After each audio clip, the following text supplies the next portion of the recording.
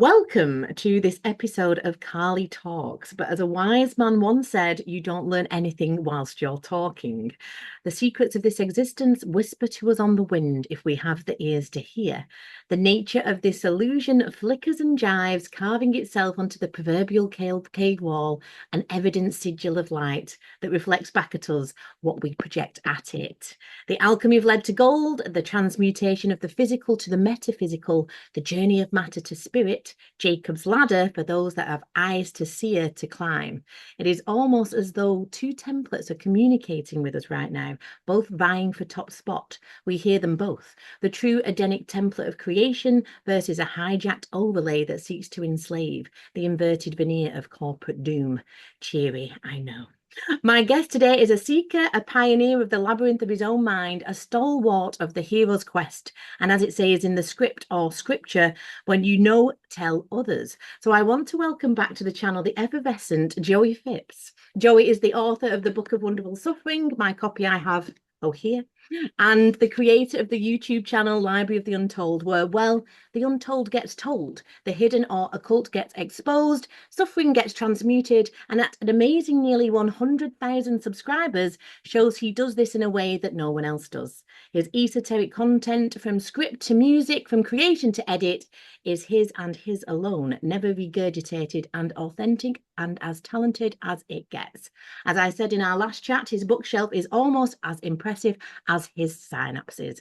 So today I'd like to deep dive the man behind the Untold plan, meet the magi of his I-magi-nation, the nation of the Untold. Joey, thank you so much for being here again. Wow. I don't even know. Did you read that or did you just wing that? Because that was amazing. I read it. I wrote it earlier, though. To be That honest, I don't, I have to live up to that expectation now. Holy cow. I That's know a, this is this is how you live in my head. mm, uh, and a nation of the untold it has, hasn't it? Because you are nearly up to 100,000 subscribers, and that is when I found you, when I found you, not literally, and started to follow you again, not literally, that would be weird. But yeah, please I think do. you are I think you're on about 38,000 subscribers, so that's been like a huge leap, and I'm so happy for you because I think you absolutely deserve it. And your channel, for Yeah. those that don't know, I'll just kind of give a brief overview, but do go check Joey's channel out. So it covers esoteric teachings, strange happenings, alchemical transmutation, Gnostic thinking, mythological allegory, metaphysics, forbidden psychology. I like that. Religious origins, Freemasonry, Zen, ancient civilizations, hallucinogens, black cube Saturn law, meditation, Kundalini, viable conspiracy, hermetic law, and anything else that you can find a deep curiosity in. And as Joey states, history in general, as we know, is always changing, but the Mm, esoteric occult account of mankind's origins has stayed surprisingly consistent. And I whipped that off your own YouTube channel, so I'm pretty sure that's correct. yes. So, for That one, yeah, I wrote that one.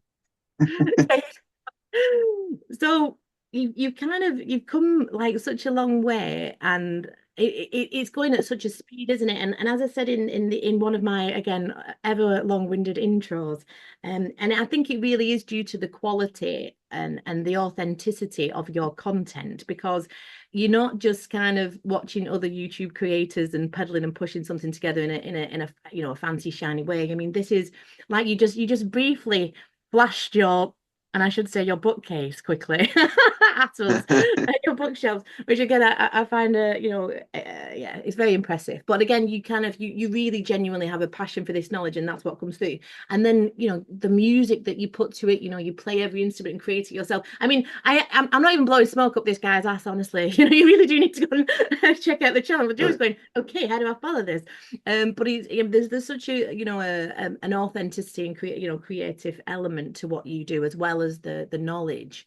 So if you had to kind of, let's say, explain your journey, because I kind of want to get to, like, the man behind the channel, yeah, without sounding like I'm Sure. gonna like turn into, like, a crazed satanic Oprah on Smack or something, like trying to make you cry on the couch or anything like that. But like, could you, like, how how did you get here? I suppose is one of the first questions I tend to ask people, like you like your own personal journey. And I suppose you can make that as Sure. personal as you want without, telling us I things you don't don't. have any secrets. Everything is pretty much out in the open, and I think you stressed the authenticity point of it. And I think that is why there's such positive response. You know, for example, you say the bookshelf over there is impressive, and I think so too, but I can't take credit for that. They started sending me books, Yeah. on their own accord, and anything that the people kind of want me to read or glance over, they send me in the mail, and that's growing exponentially, and I love that I can kind of grow a library out of books that I have not read yet, Right. and that it becomes a bit of a like a reference library to where if whatever I'm curious about, I can go over there and pick something up and read about it. And I'm a big fan of like the index and glossary and table of contents in a book. So instead of reading in them cover to cover, I can find what I'm looking for. Every once in a while, though, I'll find a book that demands a cover to cover read. Uh, but as far as the coming up close to 100,000 subscribers, I think that it's not so much the quantifiable number that surprises me, but how quick it happened. It happened so fast.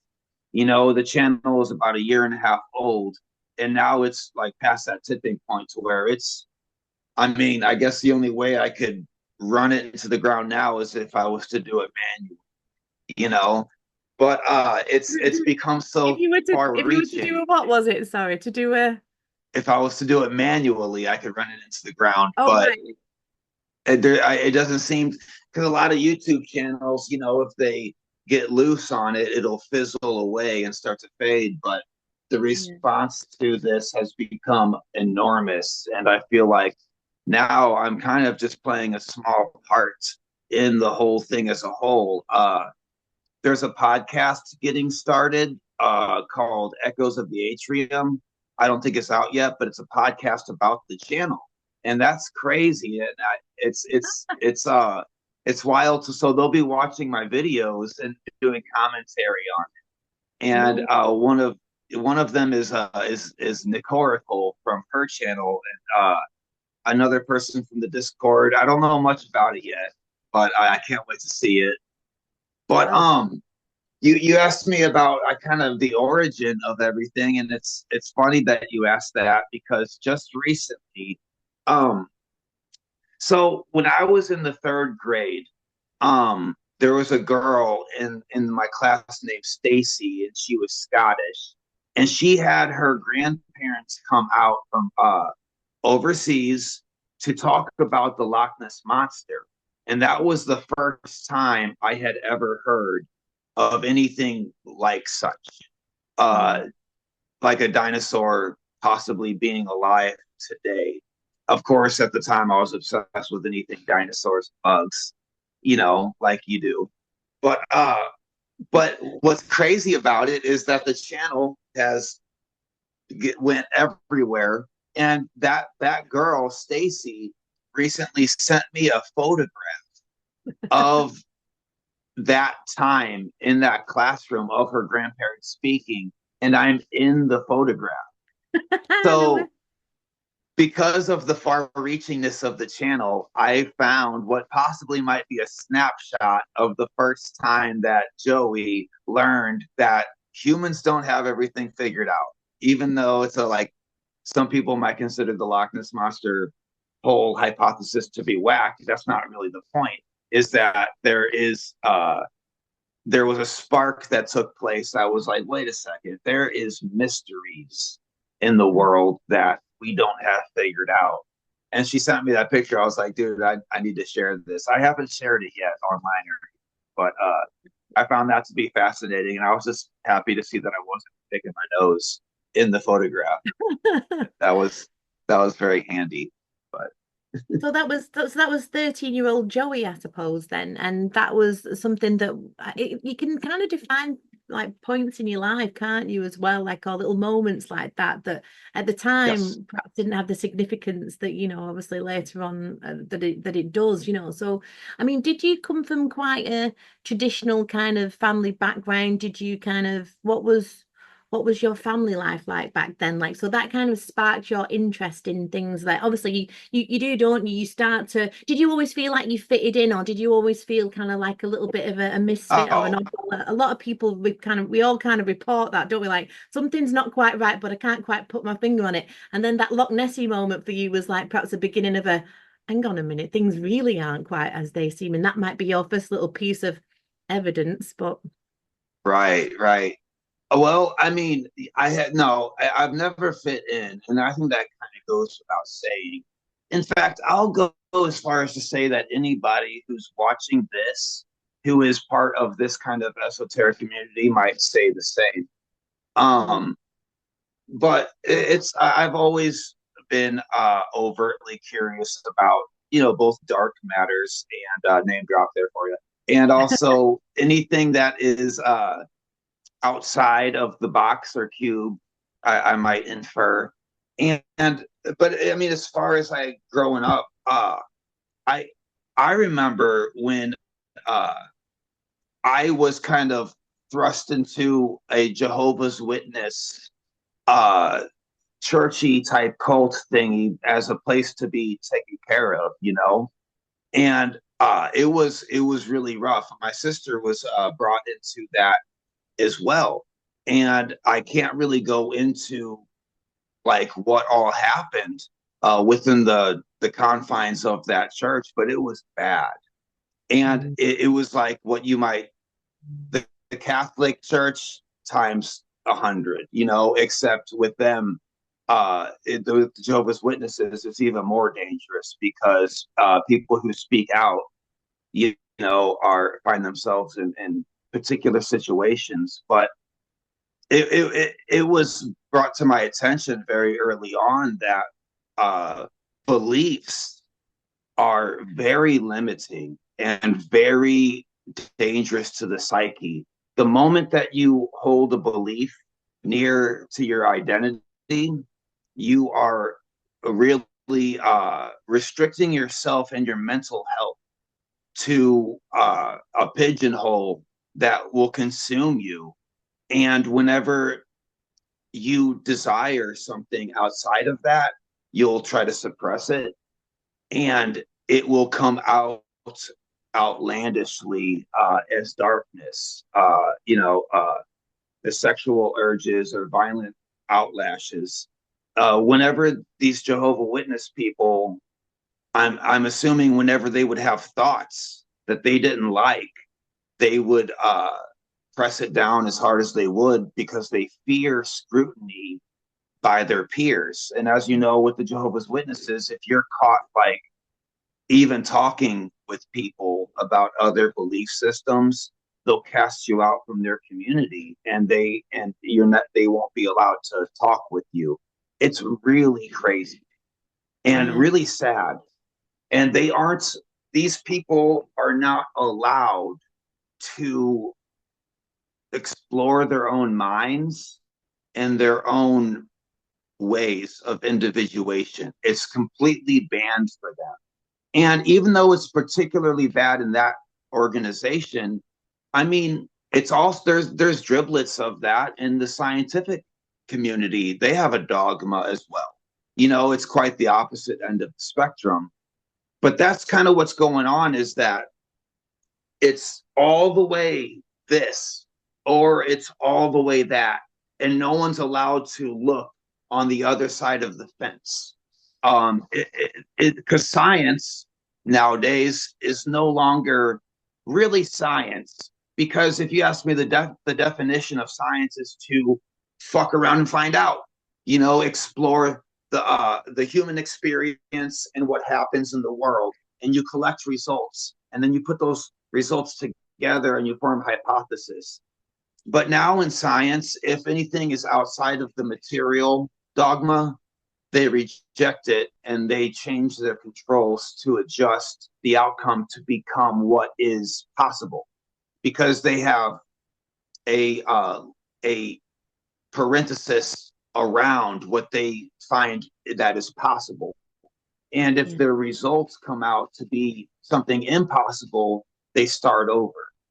And despite being the opposite of the church is the same way, is that anything that might uh, bring them outside of their own, what they've been taught, I guess. I hear this quote a lot whenever people, and they'll ask me about something, but when I respond to them, they'll say, I'm going to have to check with my pastor about that.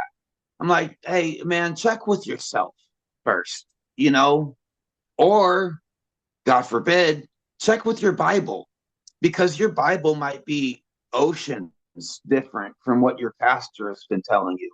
A lot of people are really surprised to find that out, you know? Yeah, yeah. And like again, those two things together is those kind of, religions, and those religious dogma is it's construct, isn't it? It's confinement. It's like what I always say, and I'll say it again and I'll say it again. It's like religion, from the Latin religia, means to hold back, to thwart, to bind. So it doesn't matter what they're telling you.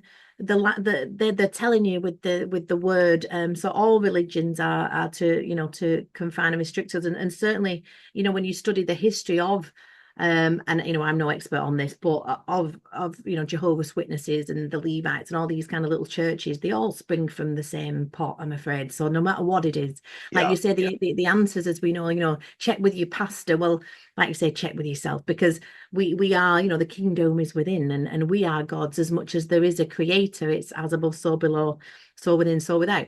So yeah, absolutely. And these things, I What's always say, like, fascinating.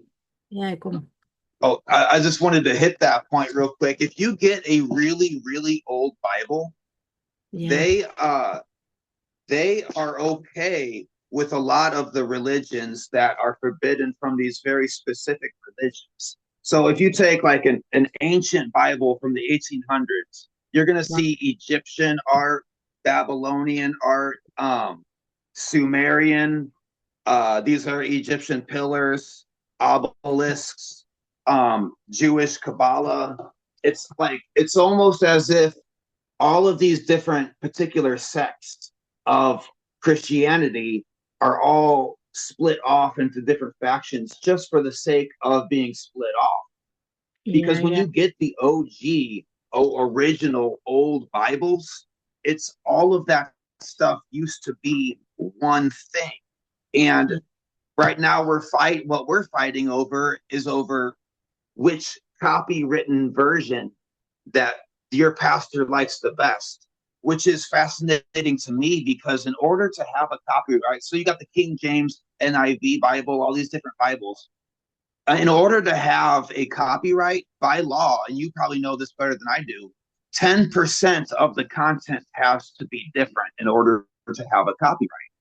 yeah, yeah. So to sell, it's a sales pitch at that, you know. But I encourage anybody to get one of these, get a Bible that has no copyright on it, and you'll Mhm. find out that a lot of the divisions that we have now are completely made up.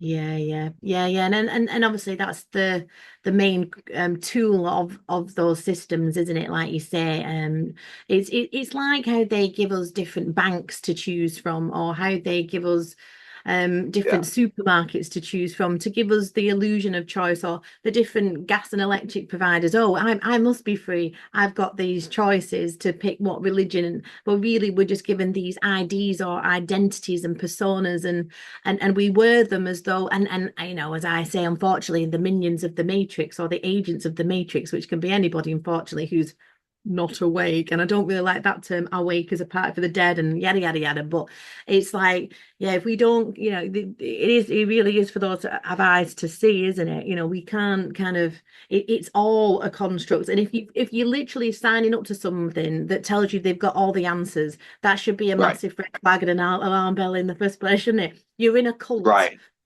Right. And culture, we're cultured, but just as yogurt's cultured or bacteria's cultured in a pot, isn't it? I think you did a really cool Right. video. Was it Ren and Stimpy when the car breaks down or something, and then they go into the engine, and the engine is like they're all like living in the bowels of the engine or something, and then they realize that they're just bacteria within the greater Oh, thing. I yeah, might be I think that was Rick and Morty. Rick and Morty, that's it. Yeah, yeah. But I will tell you one thing, just a really quick side note. Mm. You mentioned Ren and Stimpy. I wasn't quite until I was an adult that I saw Nickelodeon and what they used to put out, and it is awful. Isn't it? Yeah, yeah. I mean, even now with SpongeBob, it's just like Ren and Stimpy. It's really grotesque and Mm. really sexual, Yeah, and it is. a lot of furious, like aggravated sexual energy in both of those shows and in Nickelodeon in general. And Yeah. I cannot believe that they got away so long with. I mean, I thought like Adult Swim was like for adults, but Nickelodeon is a grotesquerie that is made. It's almost as if it's a mass grooming of an entire generation of children. And I Yeah. guess I'm kind of glad I missed out on it, you know? Yeah. Yeah, and I think we as that kind of Generation X we did, didn't we? We didn't have the internet, we didn't have mobile phones. We were kind of like that last kind of generation that didn't kind of have the same assault that the next generation has upon them. I mean, in Nickelodeon, the clue again, it's in the title, Old Saint Nick. Nick Mm, is linked to copper, which is the copper bloods, the blue bloods. So they're telling you in the title, with the nickel. yeah. Yeah, I it's will all. never ever get bored of hearing you break down languages. That is my favorite thing. Every time it's like Randall Carlson busting off the calculator. Every time you break down a word, I'm just like, Yes. buckle up, you know? I know I need I some new got material, feeling. yeah. I've been I so recently got turned on to I'm sorry, but no, no, go. I recently got turned on to Santos Bonacci. Yeah, yeah.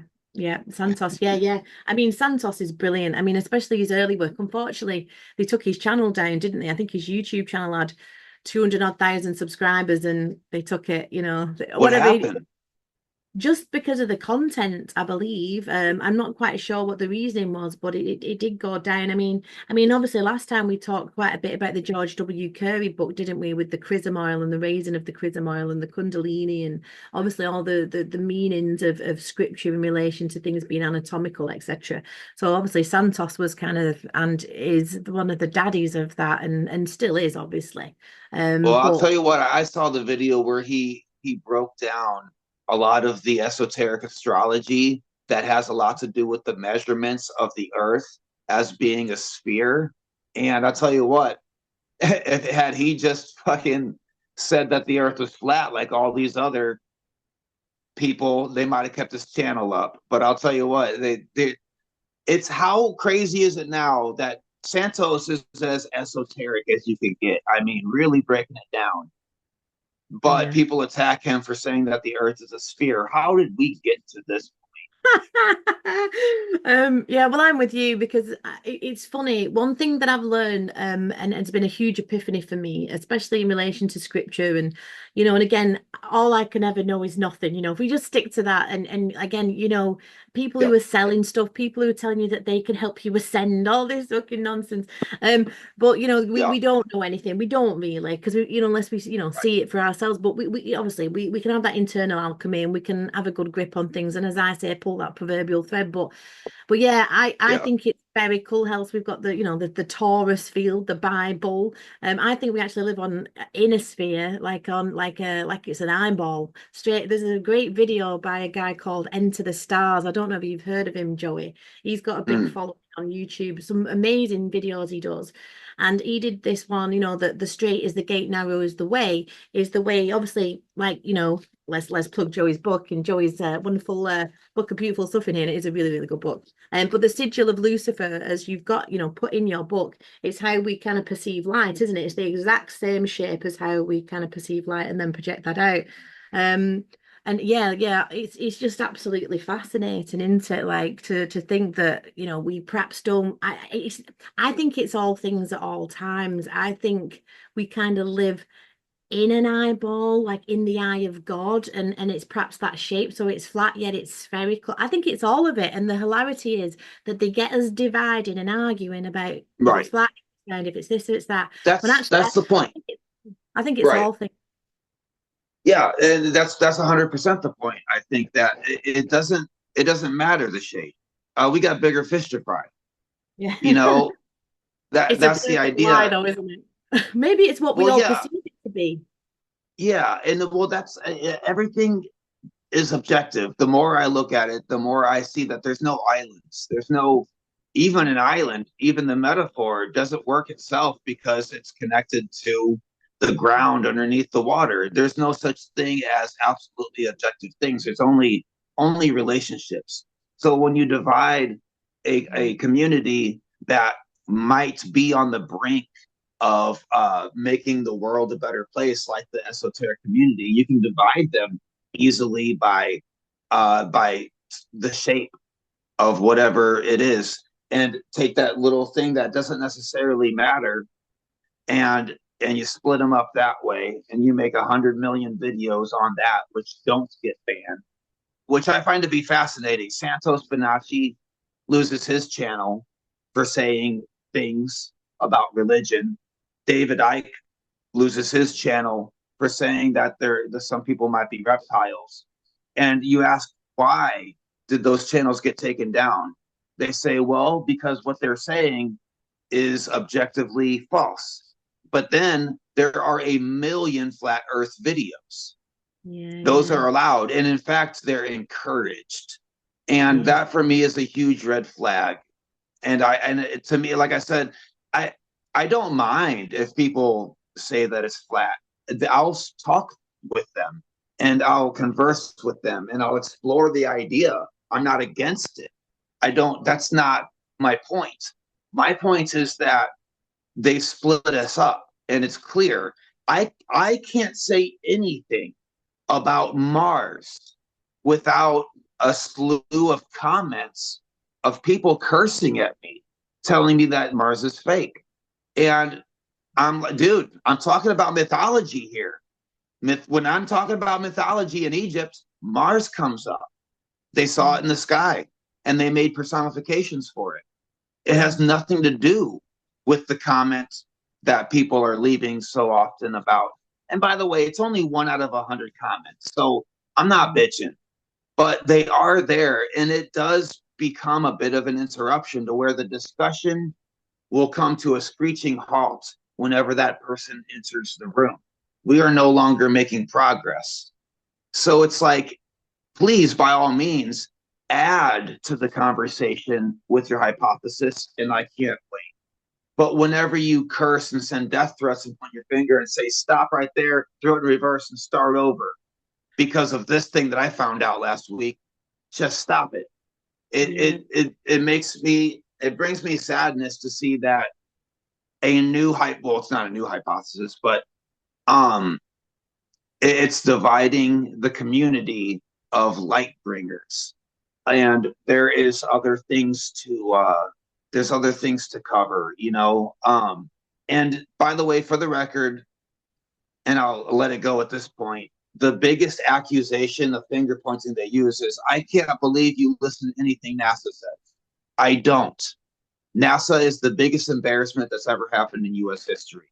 They take Yeah. pictures of Nevada and then they say it's Mars by tinting it orange. And then they collect the funding money because it's expensive to go to Mars. But if they film it on Earth, they get to pocket that funding money, and it's about grief. I don't listen to NASA. Our ancient people, Pythagoras, and even before him, were the ones who measured the Earth.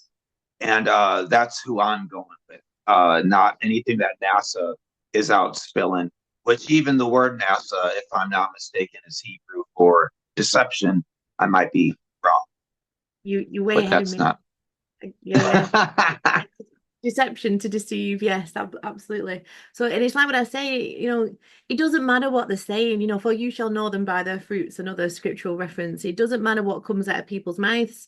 It's energy I read on people now. You can kind of, Mm, it's not what they're saying, it's either if they're attacking and they're aggressive and they're pointing fingers and the death threats, and then you've got some serious healing to do, dude. You know what I mean? Like, whoa, yeah, whoa, calm down, dude. And again, it's about that kind of perhaps suppression of people's dark sides and this, this projection outwardly of whatever's internally. So it becomes this, you're doing this, or you're like, and this reaction, this emotional right, reaction. It's like obviously it lacks that spiritual wisdom, really, doesn't it? So I always say, against the backdrop of information and misinformation, and we are in this digital data world to the point where data has surpassed oil as the highest commodity now. It's worth wow, test oil, because what people don't understand is whenever we can create as living men and women, and obviously as a lot of people know on my channel, maybe not so much, but, because we specify in the law, but with the legal fiction, which is the mask, the persona, the corporate entity that they can do commerce upon, then it's this distinction between the living man and woman and the persona. But it doesn't matter what that data is or the information.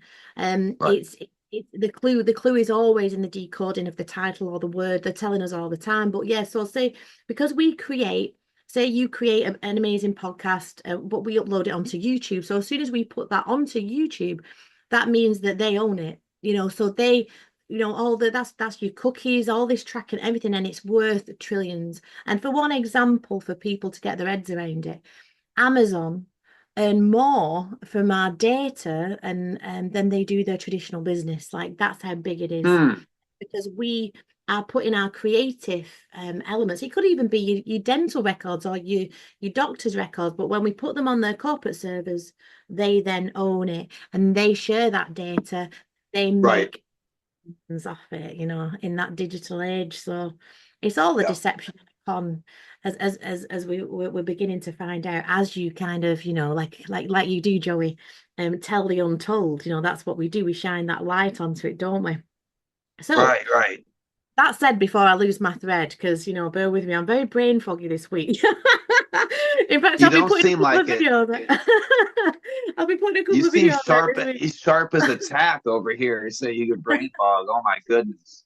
I know this is me being brain foggy, so it's dangerous. But but yeah, so and back to you, this is brilliant, because what we're doing in a really cool way with the flow of our conversation, man, is where we're digging a bit deep into Joey, and then we're kind of bringing it back to the material, and I love that. So 13-year-old Joey. So then, obviously, you got quite heavily into metal music. I mean, I'm putting words in your Yeah, mouth. I'm telling your life for you. I might, like, again, like, get a word in edgeways. So, from good. 13, kind of, moving into your teens, like you said, I think, and your fans are very loyal to you, aren't they? And you've got some amazing support over there at Library of the Untold, including me. And again, if Thank you've you. not checked out Joey's channel, go and do it. So you kind of, where did you go then? Where did things move you into then? Like, how did you start seeking more and more after the Loch Ness monster? Obviously you did. Of course, right. There were days when I would go into the school library very early on and go to the bottom shelf where they had all of the UFO books, and of course this is, some might consider that's paranormal, and Bigfoot, and cryptozoology. And even though that's not necessarily in the realm of esoteric, it's a gateway. It's a really good gateway, Yeah. because it falls under the umbrella of the unknown, and that's what the esoteric essentially is the unknown. And it's one of those things where I would read the UFO books, and I would not necessarily believe anything I read. And Mm. that's kind of the key, is that I don't, the contrary to popular belief, I don't believe anything that I read. Wow. I put it in the category of information to look at later. So if I see this thing, I might not necessarily believe it, and I see this thing, and I might not necessarily believe that. But then the third thing comes in later on that connects those two things together. And now I got ABC. Well, now I've got a hypothesis to work with. And that's the point of the whole thing, is not to believe any individual piece of information, but to see how it fits into the puzzle of the entire thing. Um, that's like, for example, whenever people learn about the face on Mars, the giant monument in the shape of a face on Mars that is 2 miles wide, gigantic. Right off the bat, if that thing was isolated and alone, it would be something that could be dismissed, and you would say, okay, it's an anomaly, right? But then so you forget about it, and then maybe years down the road, you're studying Egypt, and you see that the faces in Egypt are perfectly symmetrical, unlike our faces biologically today are not symmetrical mirror image, but the stone and gold faces that they made in Egypt were perfectly symmetrical. And you say, wow, that's interesting, especially with that little headdress that they got there. And you're like, well, wait a second, that reminds me a lot of that face on Mars that's got that headdress. Let's see if that face on Mars is also symmetrical. You come to find out that impossibly so, unlike nature does, unless you're talking about snowflakes or whatever, the face on Mars is perfectly symmetrical. But then you say, okay, that's only 2 units of information. It's fun, but it's still not anything I can concretize yet. And then let's say you start learning about, the pyramids, and you find out that there's a variety of different kinds of pyramids on Earth, and all of them are set up to acknowledge the solstice and the way the Earth moves in the cosmos. And all of a sudden you're like, oh, wait a second, there's a cluster of pyramids on Mars too. And you can kind of say, okay, whenever Mars, a million years ago, was in its Goldilocks zone, so to speak, the sun and its tilt and its rotation was in a different place. And it just so happens that that cluster of pyramids on Mars lines up as a triangle with that face on Mars, the same way that the pyramids do with the Sphinx. And on Mars, a million years ago, give or take, the sunrise, that 3 days on the cross event happens just past that face, and you would be viewing it from that cluster of pyramids called the city on Mars. All of a sudden, you've got three things interlocking that really concretize this original idea that once you might have dismissed as Paridolia. And then, last but not least, you come to find out that NASA lies constantly, all the time. And the photo that they released of the face on Mars can be digitally undone by any graphics computer designer artist on Earth, and they can take the filters off of them. NASA got busted red-handed adding reverse contrast filters to the face on Mars in order to explain it away after the original finding.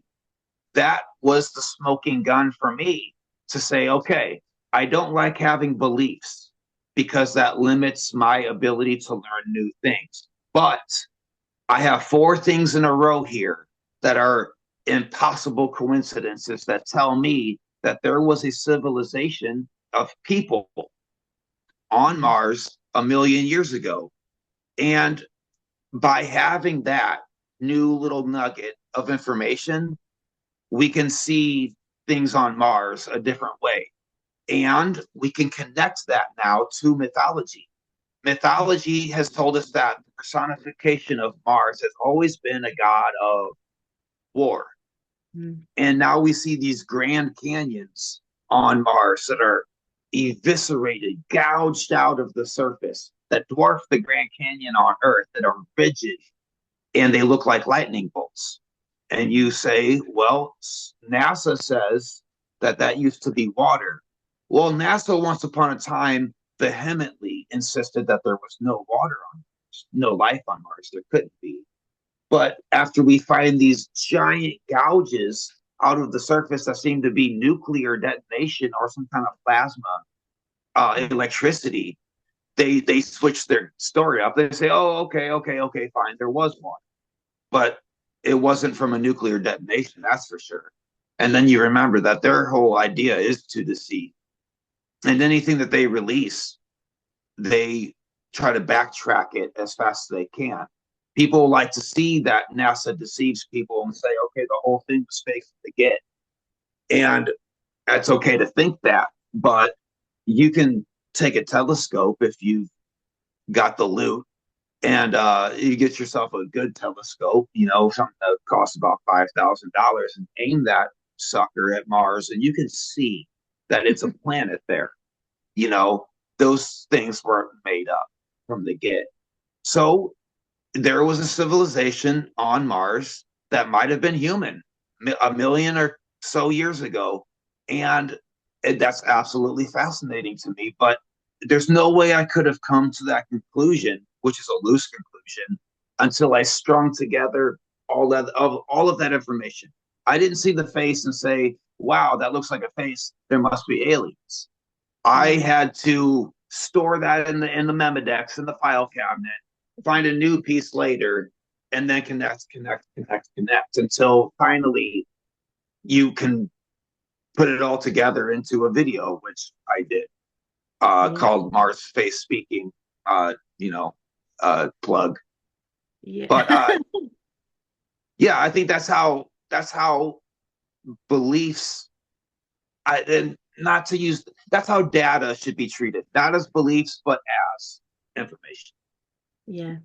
Yeah, and as I always say, there's a lie in belief, isn't there? So if you start Yeah, believing in this stuff, then you get static. there, You get I'm the same. I have got static and stuck at things at points, but I'm always humble enough, like, to kind of go, oh, hang on a minute, didn't. So now, like you say, you get to that point where you go, yeah, I don't know anything, and that is the yeah, philosophical part of it, isn't and it? that's okay. That's okay too. And you remembered the word that I can never remember. Is it Paridolia? Paridolia, yeah, Oh Paridolia. yeah, I can never remember that one. Where yeah, that's the where they say that you because I get accused of that, that I'm just looking into all this stuff and I'm just Right, seeing things. I'm like, no, this is literally the decoding of the root of the word from Latin and Greek. Like I'm not making this shit up. I wish that I was, right, but it kind of it right. reveals everything really, doesn't it? I But think the word pareidolia is burned into my memory because yeah, number one, it's a real thing that really happens to people. But number two, anytime I talk about the face on Mars, people won't even form a whole sentence. They'll just go pareidolia, and it's just like a knee-jerk response, not realizing that I did all of that connecting before ever even bringing it up. yeah, And Cairo, recently, this was a fun little interaction in the comment section of YouTube. And let me reiterate, 99.9% of the comments on the channel are very loving, and I got yeah. lucky. Same But with me. sometimes, yeah, yeah. And sometimes, but there's people who want to argue. So, like, I did a whole thing about, that the word Cairo seems to mean Mars. And what an astounding coincidence that is. And then a person in the comments very vehemently, very angry, and they said, I can't believe you said that Cairo means Mars. You can look it up and see obviously that it's a I forgot the origin, but it means a person who goes to war. And now I can't believe anything you say. And I'm like, oh, Yeah, fuck you, Joe. It's just mad in it. That's just mental illness. Just like and what people, I don't get I it. did that full buildup of the Mars and mythology is the god of war. And it's like, your argument is mine.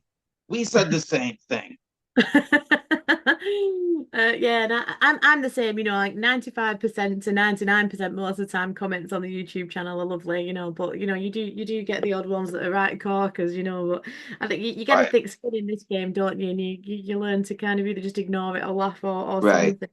But yeah, again, it's Some of them are valuable though. I was corrected on yeah, so I used to say that the Sphinx, the head of the Sphinx used to actually be a lion because it faces the constellation of Leo 12,000 years ago. Doesn't Mm. anymore, but it did then. And then somebody corrected me in the comments and said it was way more likely to have been a dog's head, Anubis. And I was like, and I took that, and there was a polite correction.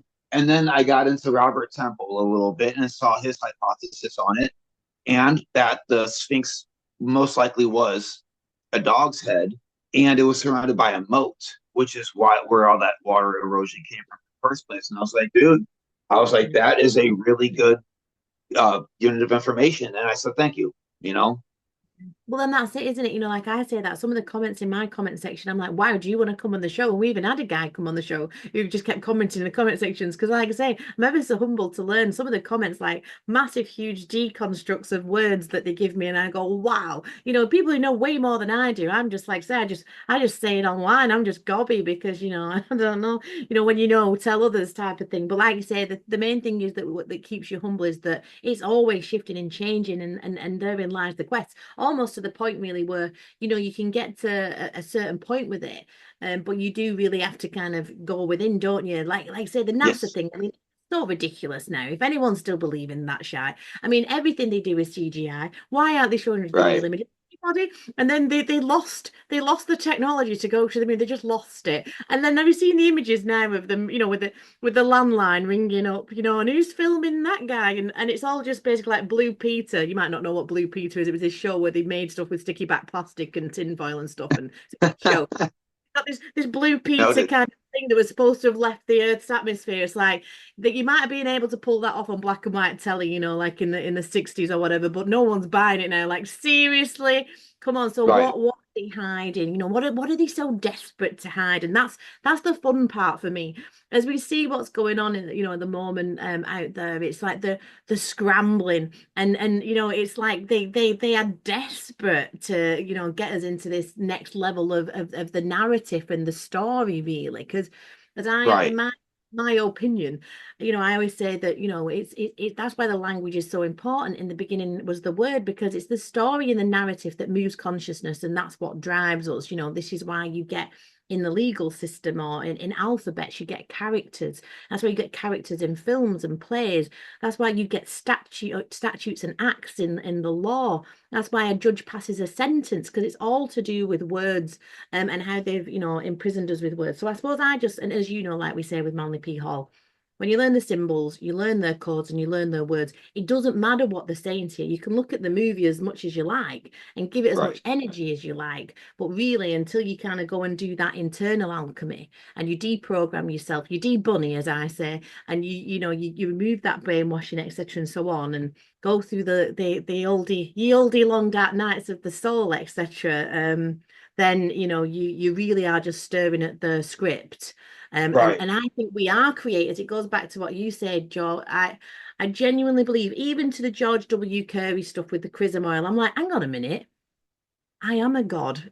What are you telling me what to do? And for me, that's the bit we've forgotten. And I don't mean that like, oh, I'm a god, everybody worship me, y'all. But Right. We're literally, creators. yeah, exactly. And they can't create, which is why they need us.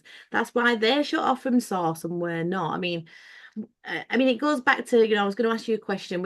You said something briefly on the last chat we did, and you said that you'd done ayahuasca, and because I was too busy jibber jabbering on, I remember watching it back and going, "Oh, I should have asked Joey about that." Like, shut up for a moment, Carly.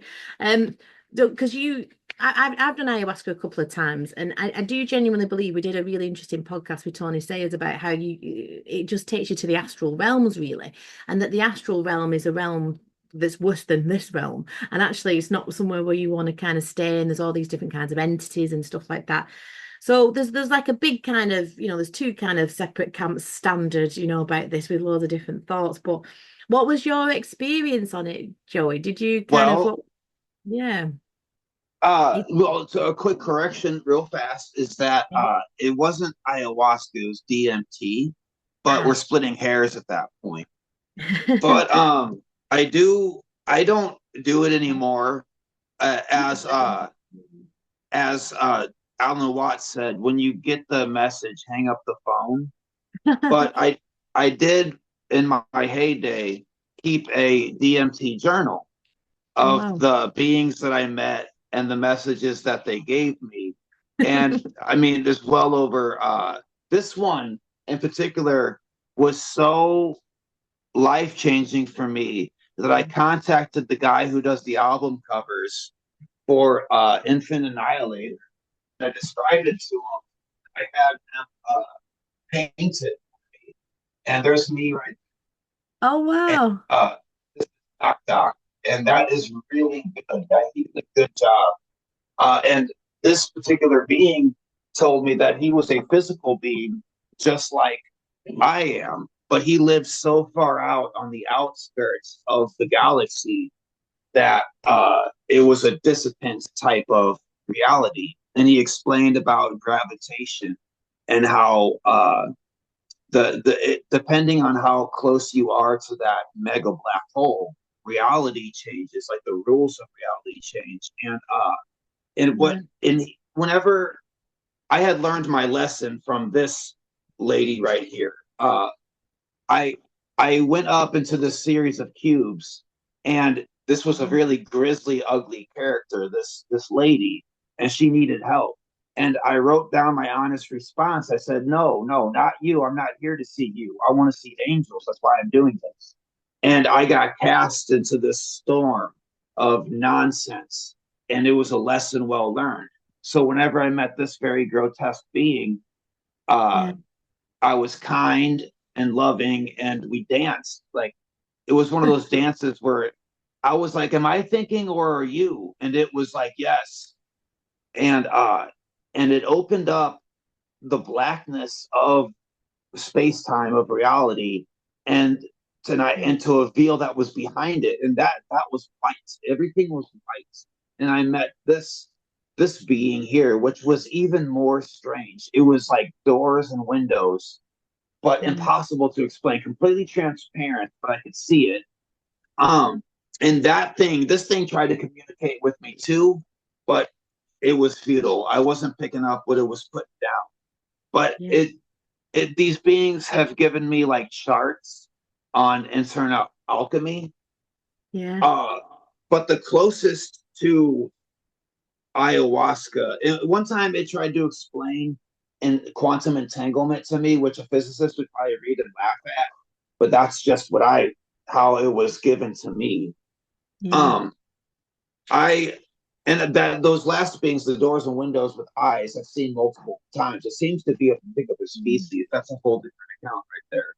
And I think Um, that's living the eye of God, literally. and indeed, Bible. this one was Bible. was really crazy. I was sitting on the couch and the roof got ripped off of my house, and this being reached in and picked me up, and he was like, "You won't be needing these things." And these two balls of lead fell from my body, and I Amazing. became kind of astral like he was, and he took me up into his, I guess, lack of a better description, spaceship, and showed me Earth the way that it sees Earth. Uh, And how did and he it see was it, like, Joey? huh? Can you remember how he saw it? Was it flat? Was it round? Or was it a sphere? Well, Can you put this it whole was thing too to bed? close up.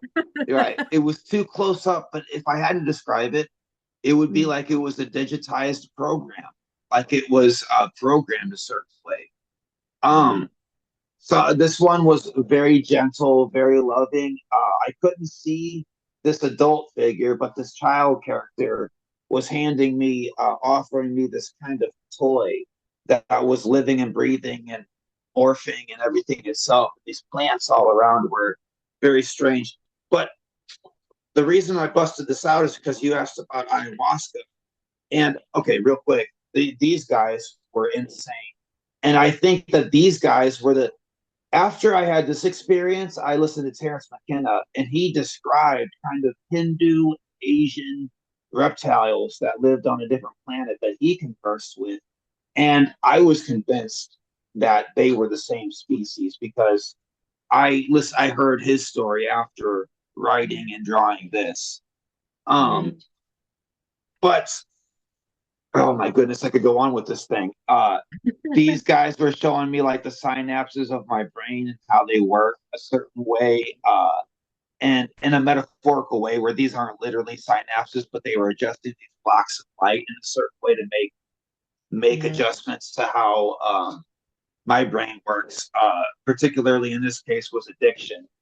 Um, these guys were like little robots, and after I was like toying around with these little robots, I came into contact even deeper with this lady who was telling me that these guys were building my DNA and that I was in the microcosm of myself.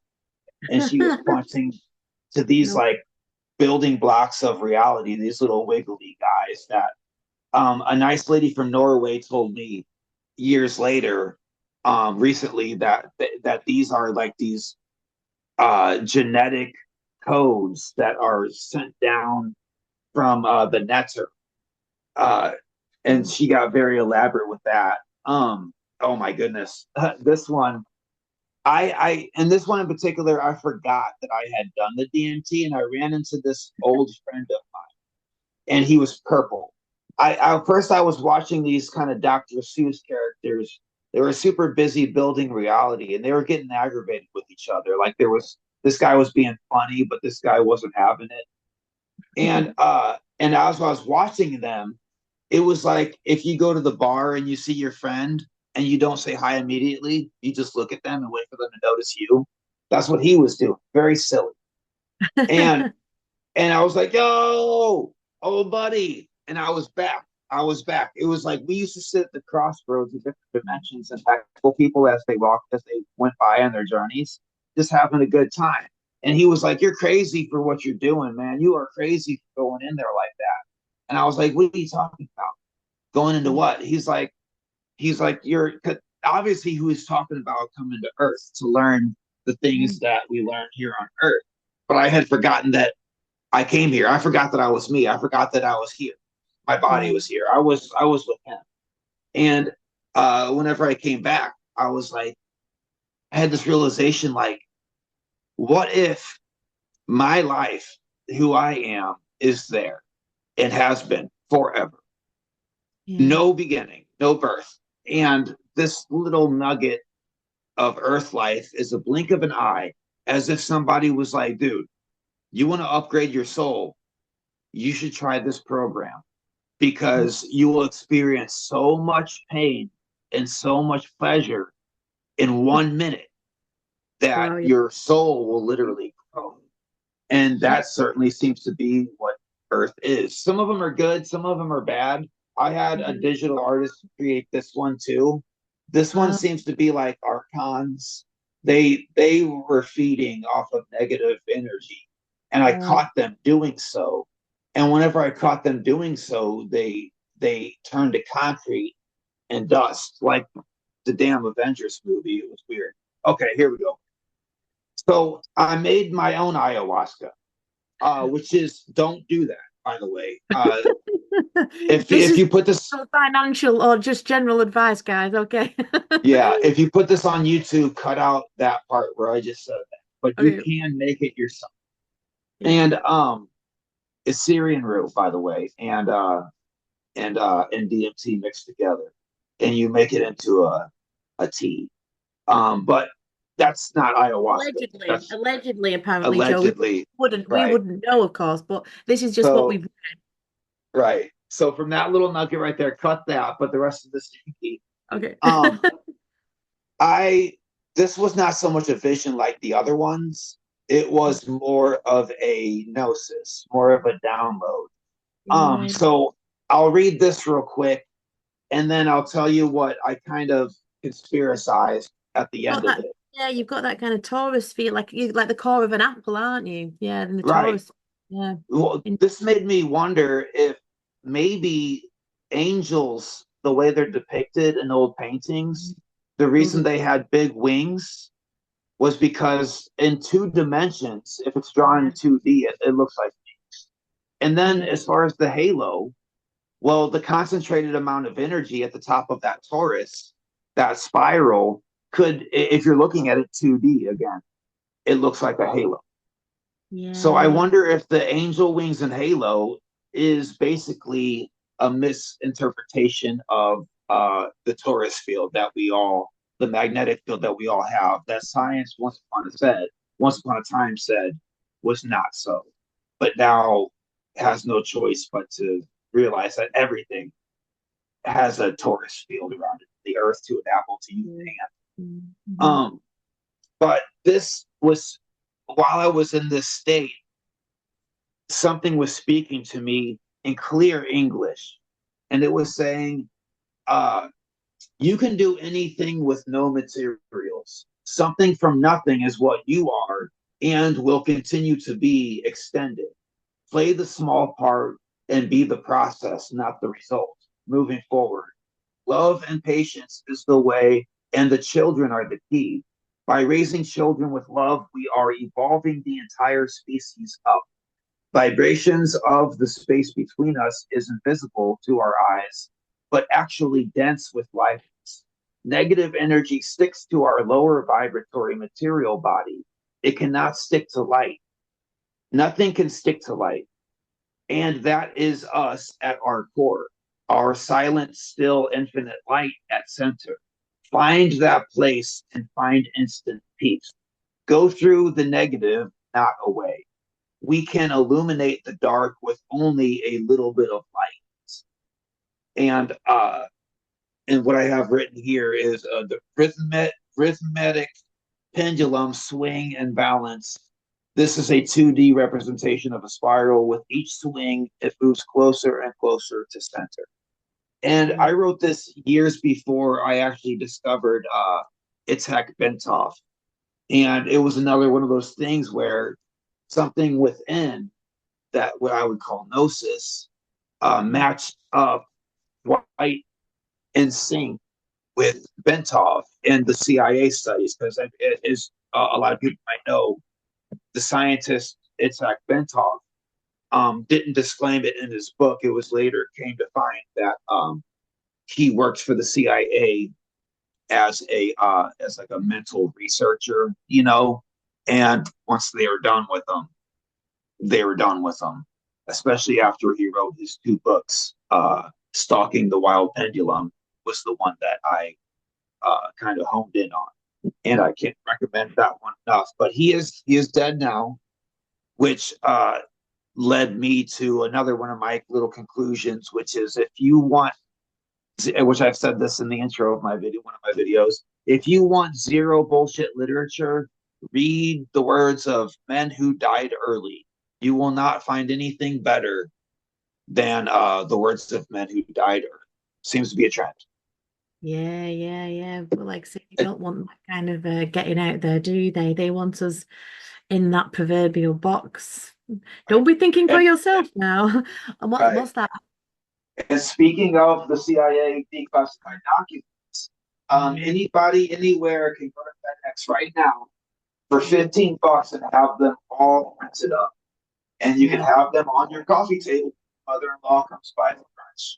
You can show her all of this that you might say, okay, well, maybe you don't believe in conspiracy theories, but the CIA certainly comes forward with it openly, you know?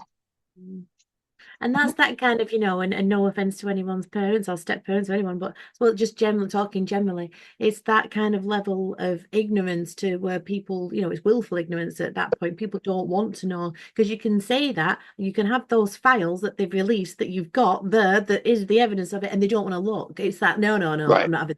Or, no, you research or I research or whomever it is, and then, we can kind of, we're not even saying we're correct, but let's face it, we're well researched to somebody who's not researched any of it and tells you that you're incorrect, that you're wrong, and that you're conspiracy theories, with not even having picked up a book or a paper or anything. It's like, Right.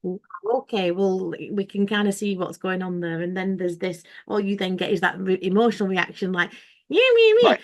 come off, you're like, because, Right. it's It's impossible. They said that's the argument.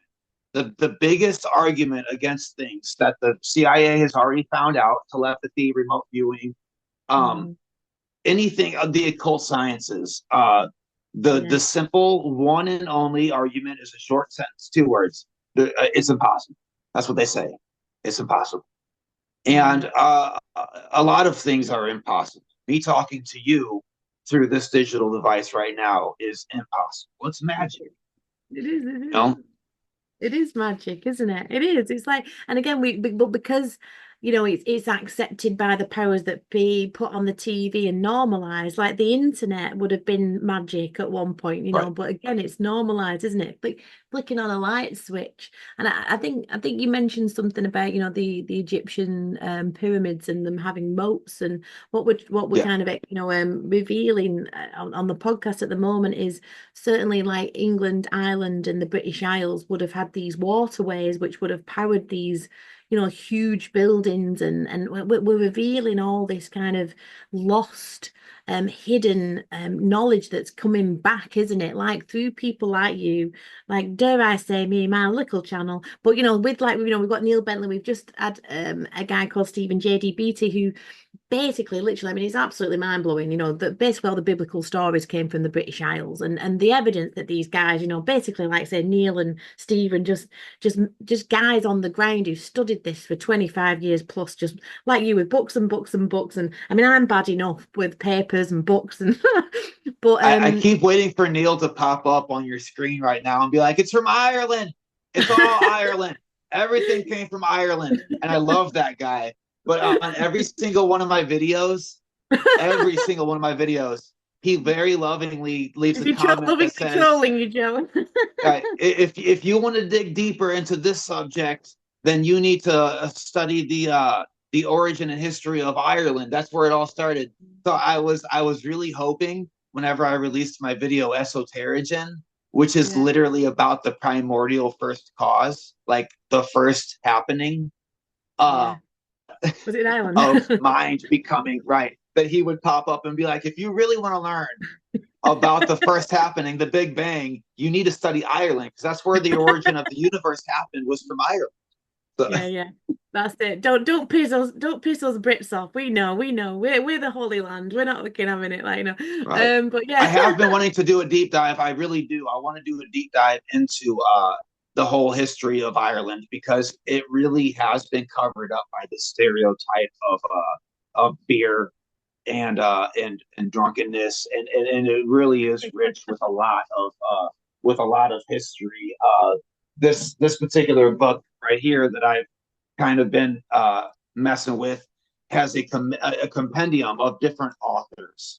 Yeah. They're all friends of Graham Hancock, and there's these buildings in Ireland that were like synced up with the magnetic field, and they Yeah. would use like the natural magnetic field of Earth to help them like grow crops and stuff. And it's absolutely fascinating. Yeah, and there's that L again, it's the Elohim. Stephen, we postulate we are the Elohim, we are the fallen angels, the Elites, the Mm-hmm. Elven, the Elven tribes of old. The island Right, is connected to Scotland. Scotland, it was, Great Britain or the people of the Covenant was all one place, and that was Atlantis's island. I mean, the stuff with Stephen is fascinating because it literally is that as above, so below, so that the constellations, and especially the constellations that are named in scripture, they are literally over the British Isles. They're not over there because it's always that invert, subvert, pervert. Don't look there, look here. So the right, Israel, Egypt, that all these kind of the Egypt. Well, basically the theory is that Egypt comes from Aegyptos, which was a lesser earth deity, and that obviously when the Canaanites and or the tribe of Dan got kicked out of Ireland, they went over to the east and created these. The knowledge went from east to west, and right. that then obviously the Vatican back to that. You were talking about Egypt, and that the Sphinx would have had the head of a lion, but it's probably the head of a dog, because that Mm-hmm. goes again, because that's Canaanite, Yeah. Canine, which is Canis Major, of course, which is the belt of Orion, and that's all over there. So they worship Sirius and obviously the belt of Orion, and etc. and so on. So that actually, the biblical stories, as I say, came from here, and that it's all the Canaanites and all those motherfuckers that say no, it's over here, but really that's why they're kind of coming to try and decimate the north, because the north Right, is the North Celestial Pole, which is kind of the gateway to the heavens. So that actually the right. constellations that are in the sky are literally in the landscape of Britain itself. So it's literally as above. Wow. and that we are stood on these petrified titans of old, which were the actual giants, because Albion, Great Britain would have been called Albion.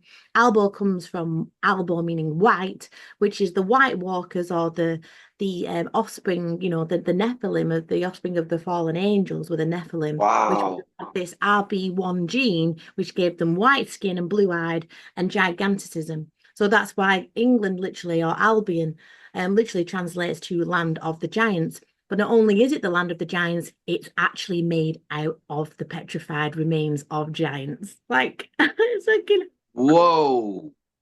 yeah, and Yeah. it's I mind-bending. I seen a talk by Tellinger, I think Michael Tellinger, that went into that. I'm still on the fence about him, but that is fascinating. And yeah, it's they made Earth into a direct reflection of the heavens, Yes, they did. and absolutely amazing. I've kind of been on a Cygnus kick lately, about because you mentioned L, which isn't just about all these words have L in it, which Yeah, might root back to electricity and magnetism, it does. you Yeah, know, yeah, uh, Mary, magnetism. And it's like it seems that everything, gravitation, the yeah, human heartbeats, um, our consciousness and awareness, it seems to all come back to sort of electricity. Where it first started was I was messing around with Andrew Collins, and he talks about the yuga cycles. Whenever the Earth is in a particular yuga that is higher up, yeah, uh, I forgot which yuga it is, the opposite of Kali, not of you, but this particular yuga cycle, it's in the shotgun barrel of Cygnus. And yeah, electromagnetic energy from Cygnus has been shown in labs to be a mutagen to fruit flies. So it can change bugs molecularly. Like, so it's affecting our consciousness quite a bit because we are electromagnetic beings as well. And then that took me to this subject. And now the book is called The Secret of Life, which is a very vague title, but it talks about how everything is molecularly affected by electricity and magnetism, and yeah, it works as a mutagen. And then that took me to this wonderful unit right here, which is a very controversial book, The Body Electric, yeah, but uh, it'll be thrown away as pseudoscience by today's material scientists. But the guy who wrote this was a legit scientist, and he shows his work. The diagrams in here are beautiful, and everything he says in here, he backs it up with stringent research and proves that all three of these things, although seemingly unrelated to each other, as each person who wrote each individual one was unaware of the other person's work. But there you have it, all three together in a chain that shows us that yeah, there's a connection here that needs to be taken more seriously. And of course, that putting those three books together like that kind of shows what I yeah, meant to say earlier today, which is don't believe anything you read, don't believe anything you see until you see several other things that fit the same puzzle piece. And whenever they fit together that well, we don't really necessarily believe in coincidences, do we? You know? no, no, exactly. And it is, again, I always bang on about the proverbial thread, and that's exactly what I mean by that. It pieces together, and when it starts to piece together too well, then you're kind of onto something, don't you? Like, especially as I say, that journey of the law. Like, they are, the Vatican, for example, Vati meaning Papa, can means dog. There's the dog again, and they're Mm, worshipping the dog star of Sirius, hence Anubis and the dog's head of the right. underworld. And as Stephen would say, the underworld world is represented by Hades. Hades is represented by Hadrian's Wall, and directly above is the Milky Way. So as it's happening above, it's happening below. Now, as a real positive note, Hercules, the constellation that creates the shape of Hercules, and I'm explaining this really badly, but he's currently battering the Draco constellation. Hercules is back, and the Draco are going down, and it's written in the stars, like literally. So Right. that's why we're experiencing what we're experiencing below as it is happening above. And it's just like it is very mind bending, but like the more you kind of get into it and piece it together. And again, like things like, calling Jesus Jesus. Well, J is a Latinized letter. J wouldn't have even existed up until 500 years ago. So he can't have possibly been called Jesus. It's a Roman Right. civil construct. Because again, the Roman Catholic Church clues in the title, it's Roman, and then you need to Mm. know the Roman were the tribe of Dan or the Tuatha De Dan, and the king of the Tuathas was King Lu or Lucifer, and they Mm. worship Sirius, they worship the energy of that, and that's all over there. Whereas we're under the as Stephen would say, the Cana pie or the Canaan pie, which is Hmm. the like say the North Celestial Pole under the heavens, which is the true kind of the true seat of us as our ancestors knew it, and we moved with the stars, and we knew all this occult stuff that you're revealing and that we're kind of shining the light on. They knew that then. It Right. was more magical. We were interdimensional. The veil was thinner. There were elves wandering around, hence the Elven or Israel. Right. There's that again.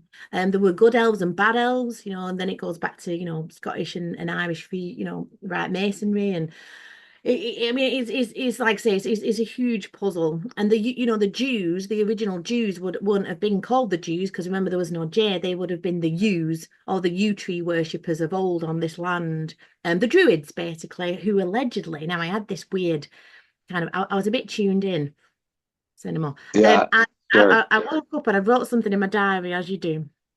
And Yeah. I think I mentioned on the other podcast, and I wrote down, and I was chatting with Stephen, and we're doing a part two with him. I've just put the video, for those that are interested, go watch that one with Stephen. Super interesting stuff. And I It was wrote down, great. oh, did you watch it? Oh, cool. Yes. And he said that basically, well, I wrote down in my diary that this is what I wrote. They slaughtered the druids because the druids were holding up the dome, right? And I wrote that down, and then I read it the next day, and I thought, what? What you talking about, Willis? What you talking about, Spell? And anyway, I just thought, but I remembered it. And anyway, there's a point when Stephen's talking, and I get kind of aspergic giddy, and I go on a bit too long. But I was like, he says, well, the Romans, the Romen came and slaughtered the Druids because they were holding up the force field. And I just went, and I nearly dropped my pen. And I went, Oh. that's what I meant. Now he said it completely independently of me writing it down. And I went, oh my God, that's it. So Right. he says that this force field that the Druids were holding up when everything was, we are the Magi, aren't we? The I-magi-nation. We are the powerful ones. When we were Right. holding this up, it protected us from the negative or perverse elements of the archons or the wanderers, because they couldn't penetrate it. Now, Uh-huh. so whether the kind of our origin myths, etc., with the Anunnaki and the fallen ones, etc., that they actually kind of come up through Hades, through Hadrian's Wall, from the underground, which is represented after falling, etc., from the Draco constellation. But that, yeah, they they're still here, and they're still obviously wielding that influence, but the time is up now. But we were the ones that we knew how powerful we were then, before that was kind of overlaid Uh, with forgotten, and we perceived them as gods and not ourselves. Or apparently we're demigods according to Neil, because we have 23 chromosomes and they have 24. That mm. bloodline, the Nephilim bloodline, have 24. They have an extra X, which is why you get Twitter X, Space X, XXX, the X Factor. Everything's about the X, Madonna with the X on her eye patch. I meant to do an XD code. I've still not done it, but Yeah. again, allegedly, you decide, as I say, because it's a X big marks the spot. X marks the spot. Exactly. So, Wow. I mean, and like you say, I believe this, right? Because I do get giddy at the information, but like I say, I'll flow with it, and then it'll lead you somewhere else, Yeah. won't it? But Right. it you're never going to stop. But I think that's when it does go internal, and when you get that, then you kind of I think I call it getting the armor of God almost. Like you kind of, as I walk through the valley of the shadow of death, you don't have any fear anymore because once you Hmm. lose that fear of death, I think, then you truly are becoming free, really. You're losing that Right, upward-based frequency, aren't you? right. Yeah. And that the fear of death thing, man, I'll tell you what, that's one of those things where a person might think that they're free of the fear of death, but it still A bit of kind of fear is good. A lingers. bit of fear is good. Yeah. You need a Well, bit. after and a lot of people already know that a catalyst of my channel was my divorce. Like, I would have been in trouble for sitting at the computer and editing as I did with music for 8 hours straight. That's Mm. not good for marriage, and understandably so. That does make sense. So I kind of, only kept it as a hobby, you know. But after my divorce, I lost, well, what I thought lost everything, and I had no fear of death. And I remember how clear it was to me that I wasn't afraid of death one day when I was building a skyscraper. I was 14 stories in the air, and I was having a crane operator. We literally the whole wall is pre-glazed glass wall, the size of a house, and it's coming at you. You're standing at the edge of a building, 14 stories up, and you're Wow. signaling him in. You drop it into place and you wrench it in, and I remember standing there having absolutely no sensation of height. Because had I fallen, the only thing that would have changed for me was that my heart would have stopped beating. I had no, and I'm not trying to be depressive right now. I'm not trying to be existential or dramatic or anything like that, but because it's leading to what I'm trying to get at. But I had lost everything, or so I thought, and had no fear of death whatsoever. And I remember that feeling, and it really was a freedom. You know, then I started the YouTube channel, and I really had something going. And I'll be damned, I'm fucking scared to die again. It came back. Oh no. So I got this thing now. It's valuable, and I like it. And if I Yeah. die, I don't get to have it anymore. So it's not. I thought it was one of those things where once you get it, you keep it. It No, wasn't that. It it's wasn't so. I dark. experienced Zen, and I felt the Zen, and it fled me quite quickly because now I got something to lose. And Yeah. and by the way, I wanted to say there's two things that because you're talking about the stars in Ireland and the reflection as above, so below.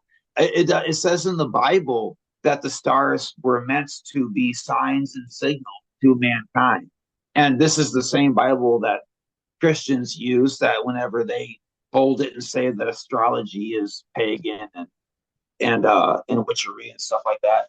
Yeah. Same book, but I love how you make me love the English language. I used to think that the English language was a butchery, just a like a leftover language from all these different languages, and that's why it's so specific and weird and complex, and why we have so many twos, so many theirs. But whenever I hear you talk about it, it makes me realize that it is that, but that's the beauty of it. English is kind of, in a way, the same magic that, not magic, but the same kind of thing that America was built on, which is just to give us all of the leftovers, all of your rejected, everything where you didn't fit in over there, bring it on over here, you're welcome here.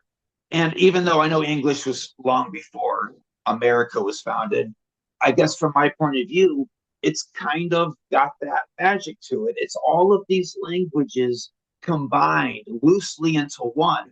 But because of that, we can pick it apart and find all of the et,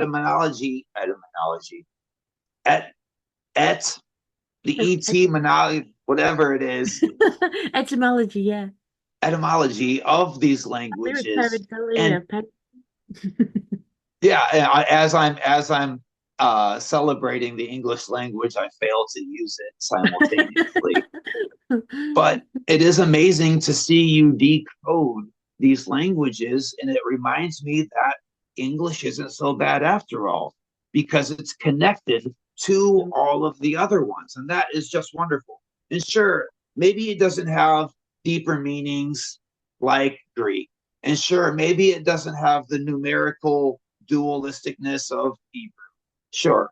But it is connected to those languages just enough that we can be reminded of them here and there whenever we're putting our theories together. And that's awesome, you know? Mm. Yeah, it is. It's like saying it's all about perspective, and it is a tool, and it is a code. And this place, this matrix, this simulacrum, whatever you want to call it, is constantly telling you who and what it is. And I think there's Yeah. two voices to it that perhaps makes me sound like I'm either right or schizophrenic. And that's kind of what I put into my introduction. It's this. It's almost like but just the way that I feel. So I was having a poetic moment, but that it's kind of like I can the template or the hijack or whatever's been inverted on top of that, like I say, what I call in my own language the true Edenic ancestral kind of um, you know, real kind of base, whatever you want to call it.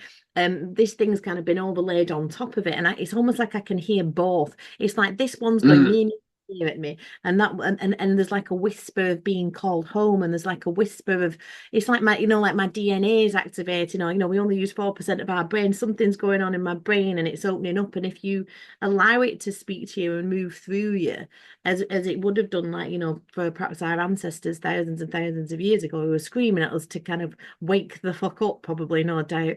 Like I say, it's like a deep remembering for me, it's like a like and I'm and that's why I always use that word seer, like because it goes beyond seeing it. In the end, you start to feel it and you see it energetically, and I think that's that true out, that true kind of Jedi. You start to become like, look at me yeah. calling a Jedi, but we're all Jedis. Like, don't think I'm just that far up my own ass. Like, but you start to move energy, you start to feel energy more, don't you? Rather than, and again, it's that, people can say what they like, but you can know them by their fruits. And I think that's kind of one of the big keys to kind of returning that tide, I think. Do you hear voices as well, John? I mean, I'm hearing voices, I'm only messing. But do you kind of think, I mean, from your studies, do you I mean, the big thing at the moment is the soul trap thing. It's very popular. And you mentioned earlier, when you were doing DMT, that you were sat with that entity and he was saying,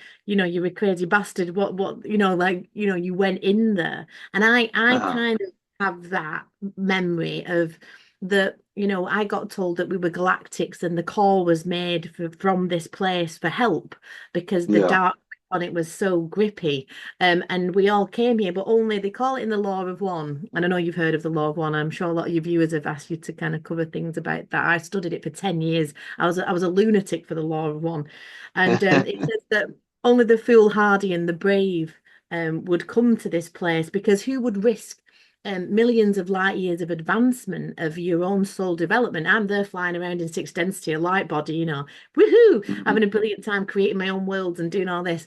And then we were called in to help because there were Right. other fun, um, um, wanderers, they call them in the Law of One, that came down to help. And but you do get stuck, and we have to go Hmm. through the forgetting.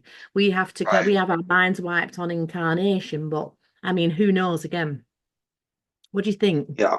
Well, with the What do you think? reincarnation thing, I denied that part of anything Yeah, spiritual for so long until I couldn't anymore. It became one of those things where I was like, okay, I'm studying spirituality, this and that, and I like this, I like that, but the reincarnation thing, it just can't be. It's too specific and it's too weird. And yeah, then somewhere down the line, just like those puzzle pieces do, I was yeah. stuck with it. I was like, okay, I can't. It's everywhere. It's in the Egyptian Book of the Dead. It's in Yeah. it's in the Tibetan Book of the Dead. It's in every philosophy, every religion, every even Christianity. Uh, reincarnation is in the Bible, the Christian Bible as well. Yeah. People like to forget about that really quick, but So Yeah. that's a thing. And the black cube, when I did my video on the black cube, it got taken literally by a lot of people. Mm. And literally as like a being a box that's on the moon that recycles souls. And that's not at all what I meant. No. And I'm not saying I was a catalyst for that conspiracy that took place, but at a million whatever views, I certainly didn't help the No. case. But like so it became like, and even Y Files, whenever they did their video on it, a lot of that was like is as No. if my video was taken literally. Yeah, So I yeah. don't, for the record, I don't think that there's a black box on the moon that recycles souls by reptilians. That's not what I think is going on. What I think is going on is more along the lines of, well, actually, many years ago, when I was doing my DMT thing, I had this experience, if I can find the damn thing. And this was one of those really hard lessons where I was floating through the ether of this kind of pre-creation realm. It was pre-creation, like non-form reality. Like anything could come to be from this. It was dense with information. And Yeah. I was looking from an aerial view and I saw this black cube. And this was before my video, before any of whatever. And it wasn't really a cube, it was like a tooth. These were like rows of teeth, and all of them were white except for this one that was black. And I was like, I told my guide, I said, I don't want to go in there. And what it told me, so I'll just read this straight up. Um, I don't want to read all of it. I got a sensation of a black spot. It was like a tooth coming up, of which the roots I cannot see. Digital female character, like an angel or anima, nods as if to say, okay, and good job. I recognize that going into that black cube tooth, I can find something that I don't consciously realize. Oh, once accepted comes freedom. The panic that comes from the black spot is like a block to protect the eye from what it is. I must go in slow, little bit by little bit. So basically, what she told me was that the barrier between me and what the contents of that black cube is what's keeping me sane. If I was to realize what's in that black cube, I would lose my mind. It would be an overload, like a computer that downloaded too much, too big of a software. It wouldn't be able to handle it, and I would crash. But it told me to dip my toe in it. And one day, when the day comes that I can sit in that black box and be at rest simultaneously, that is the definition of freedom. So, in a way, even years before the video took place, before my little dark night of the soul Yeah. experience, that is what I meant by the black cube. And what I think got it taken off the rails was the noticing that, like 2001 A Space Odyssey, everything that humans build is cubes. This window, Yeah. our phones, the books behind me, the television set, our houses. Yeah. Shelter back in the day was built into the stone of cliffs. It was round and it swirled. It had layers, and the rooms uh, spiral. They were curved. Only recently do we have the sharp right angle, you know, Yeah. and it just so happens that throughout mythology and philosophy, the square has represented earthly matter, dense physical matter, whereas the triangle in the circle represents divinity, and then the triangle, just like it shows the pointing, is that connection between uh, the causal realms and the earthly realm, which is the cube. So what you have is circle is spirit, the cube or the square is physical matter, and then the triangle is soul. So Yeah. to kind of clarify the difference between spirit and soul, if you want to go about picking it apart, soul is your individual fractal of spirit, the one that's got the memory, the part that's learning, the severing of the spirit is within you as a soul. So a soul can be an individual, whereas a spirit is everyone's all at once, all across the globe like a moss, you know? So the cube is meant to be overcome, but not ignored. People talk about the black cube conspiracy, like don't go into the white light, and maybe they're right. Just like of the dead says, you should seek the clear light, not the white light, because there's something up with the white light that is built by Mara, the demon of temptation, Mm. um, and aggravation. But it's not that you're supposed to leap over the black cube like I saw in my little vision. If you can sit and be at rest in the black cube, it will dissipate on its own accord. It'll evaporate. And that's what the earth is, this physical, tangible realm that once you are at rest, that pendulum stops swinging and you're at rest. It evaporates, it goes away. And Mm. that's weird until you realize that quantum physics has shown us that atoms are made up of quarks, and quarks are made up of nothing, Mm. energy. It's just motion. Everything is made up of electromagnetic motion and energy. But that motion is so dense and entwined with thought so tightly that because thought moves that those quarks, those pockets of energy. You really Yeah. even can't even call it energy until a thought puts it into motion. But once it puts it into motion, the thoughts are tight, entwined hard enough that they appear to be solid matter. But Yeah. just like two galaxies, if two galaxies are to merge, people have this conception that it would be a giant catastrophe. No stars would actually touch each other.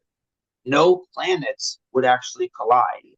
They would merge into one galaxy, and the chances of two stars making contact with each other would be the same as if you were to throw a tennis ball from the other side of the parking lot and I was to throw a tennis ball and they were to hit each other. Actually, the chances are way less than that.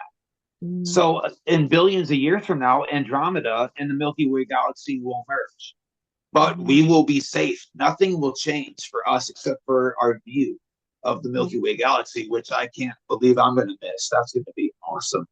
But Yeah. but tangible matter is not real. And whenever you come to stillness in the black box, you realize that it all evaporates and you transcend the entire thing.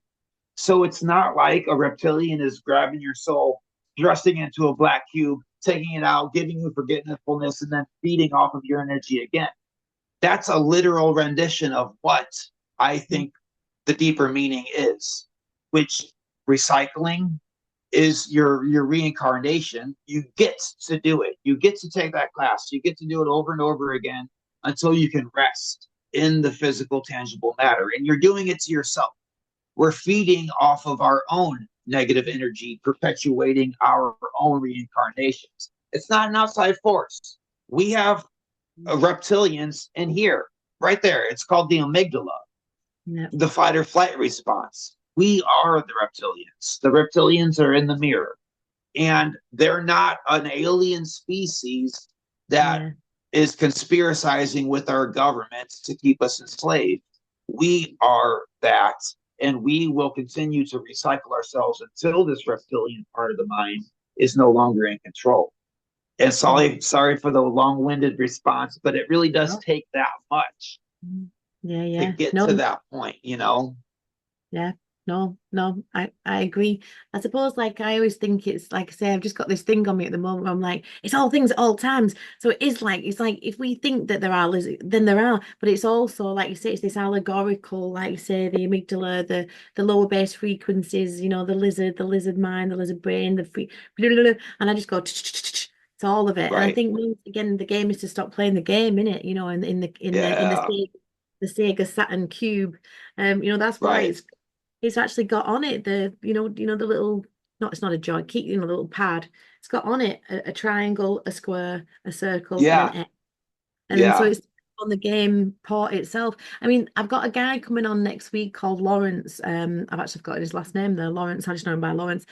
He went on my friend's podcast, and he says, we are the fallen angels. We kind of got Mm. tricked into coming here to build this place, and then they trapped us here. Also, again, Uh, but again, I think the devil's always kind of in the detail. But he's quite fascinating. He kind of he deep dives all this kind of stuff, and I mean, who knows really? I mean, I don't know, but like I say, I do think I do agree with you. Like at the end there, when we just have to kind of stop yeah, staring at their stories, playing into their narratives, like, and right. again, when that kind of piece in the cube, and I suppose it's that Zen moment in it where you just kind of like do do do do do, the kind of Right. floating up, where you just, and then just, I suppose it's like, what's it called? I wrote it down because I can never remember that. The I think flamingo. he's right, by the way, with the Nephilim. Yeah, Oh yeah, we're going into, yeah, looking out of that's that in your logo, isn't it? That's the Library of the Untold. Where's Wally in it? Like sticking his head yeah. out.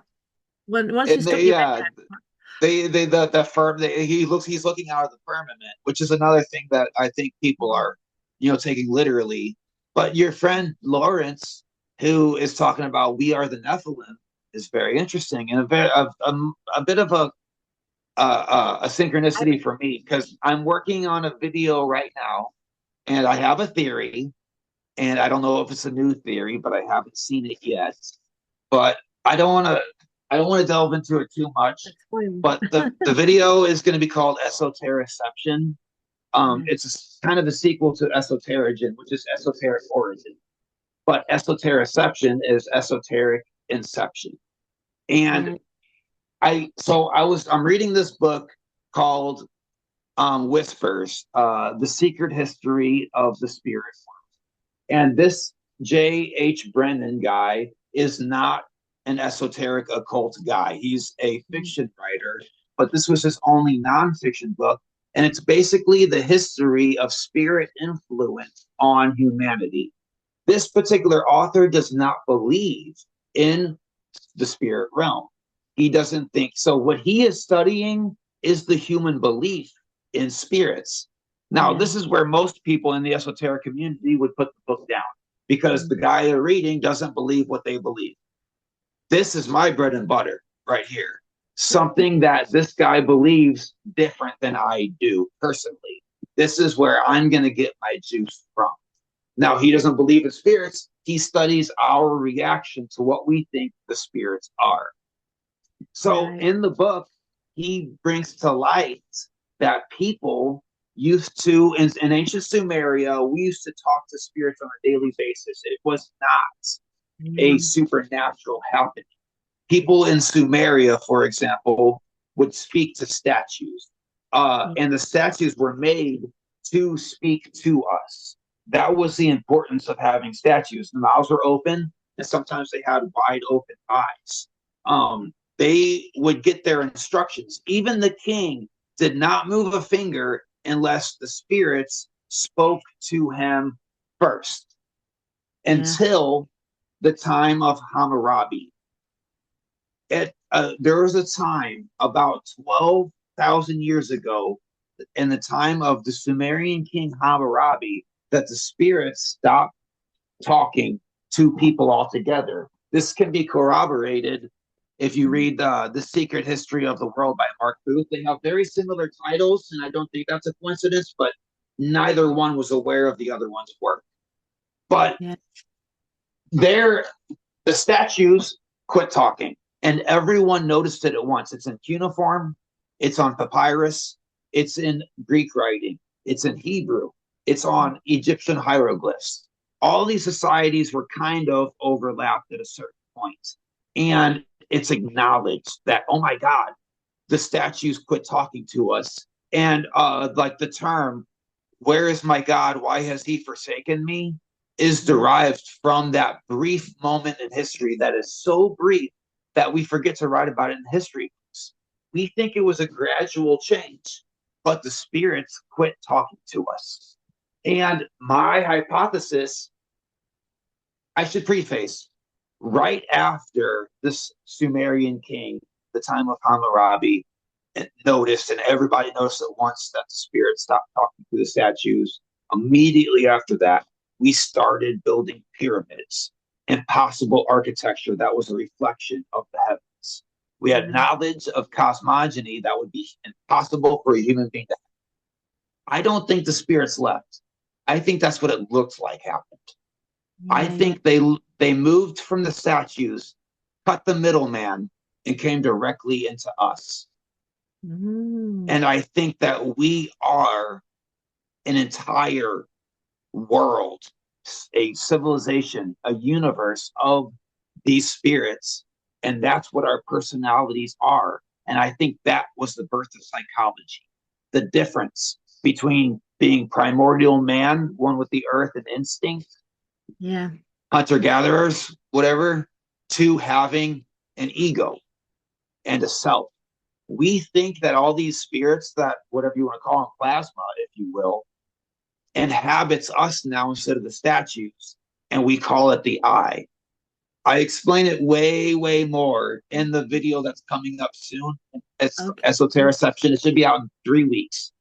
But that's kind of been the one I've been working on. But again, like I said at the beginning of this thing, it's not a hypothesis where I got because of one thing.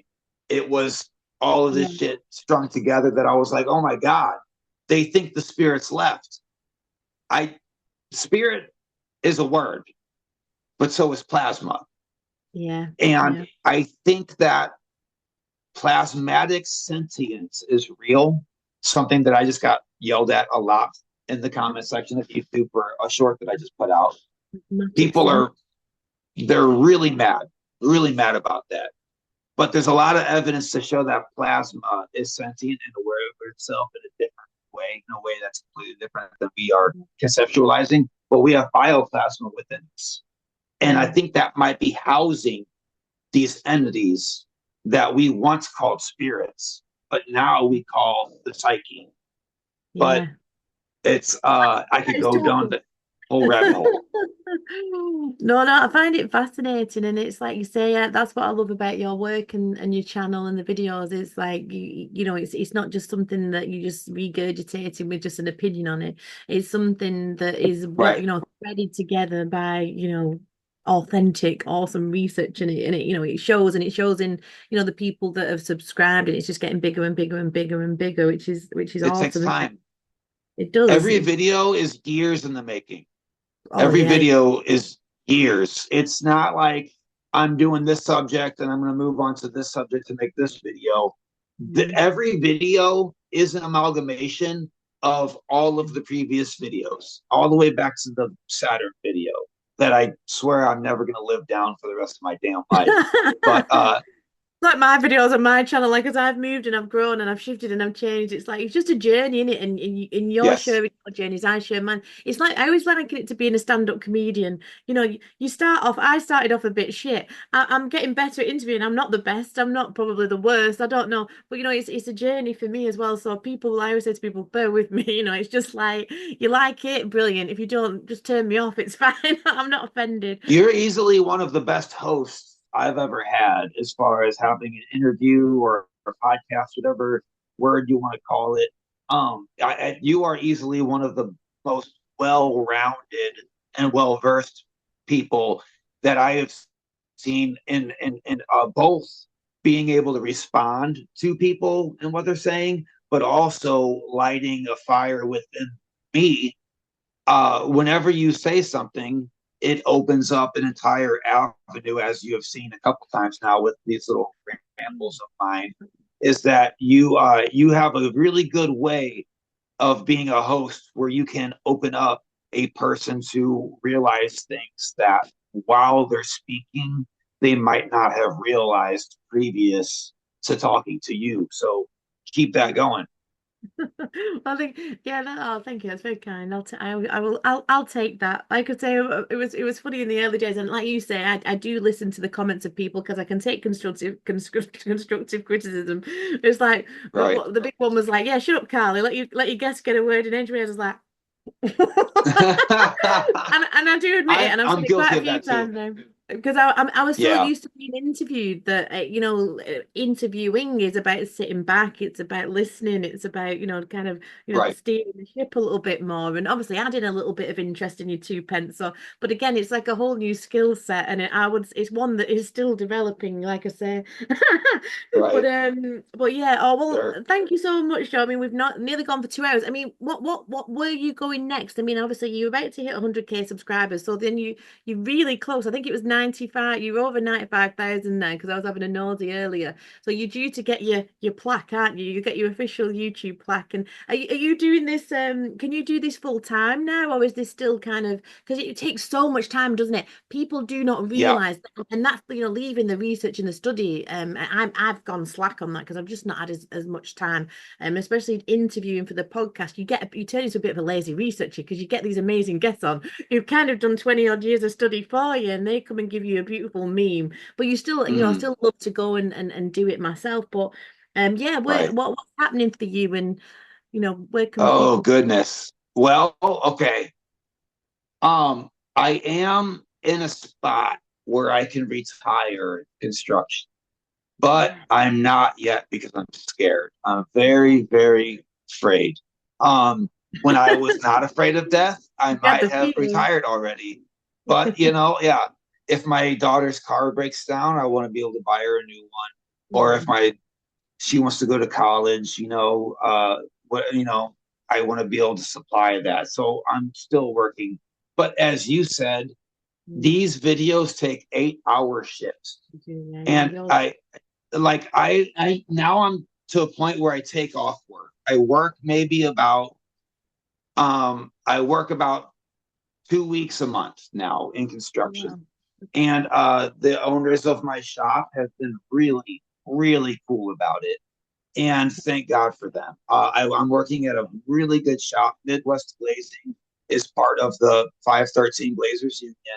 And I'm not downing any other shops, but there's been a couple shops where they really need you to show up to work, and it's not a good week to leave.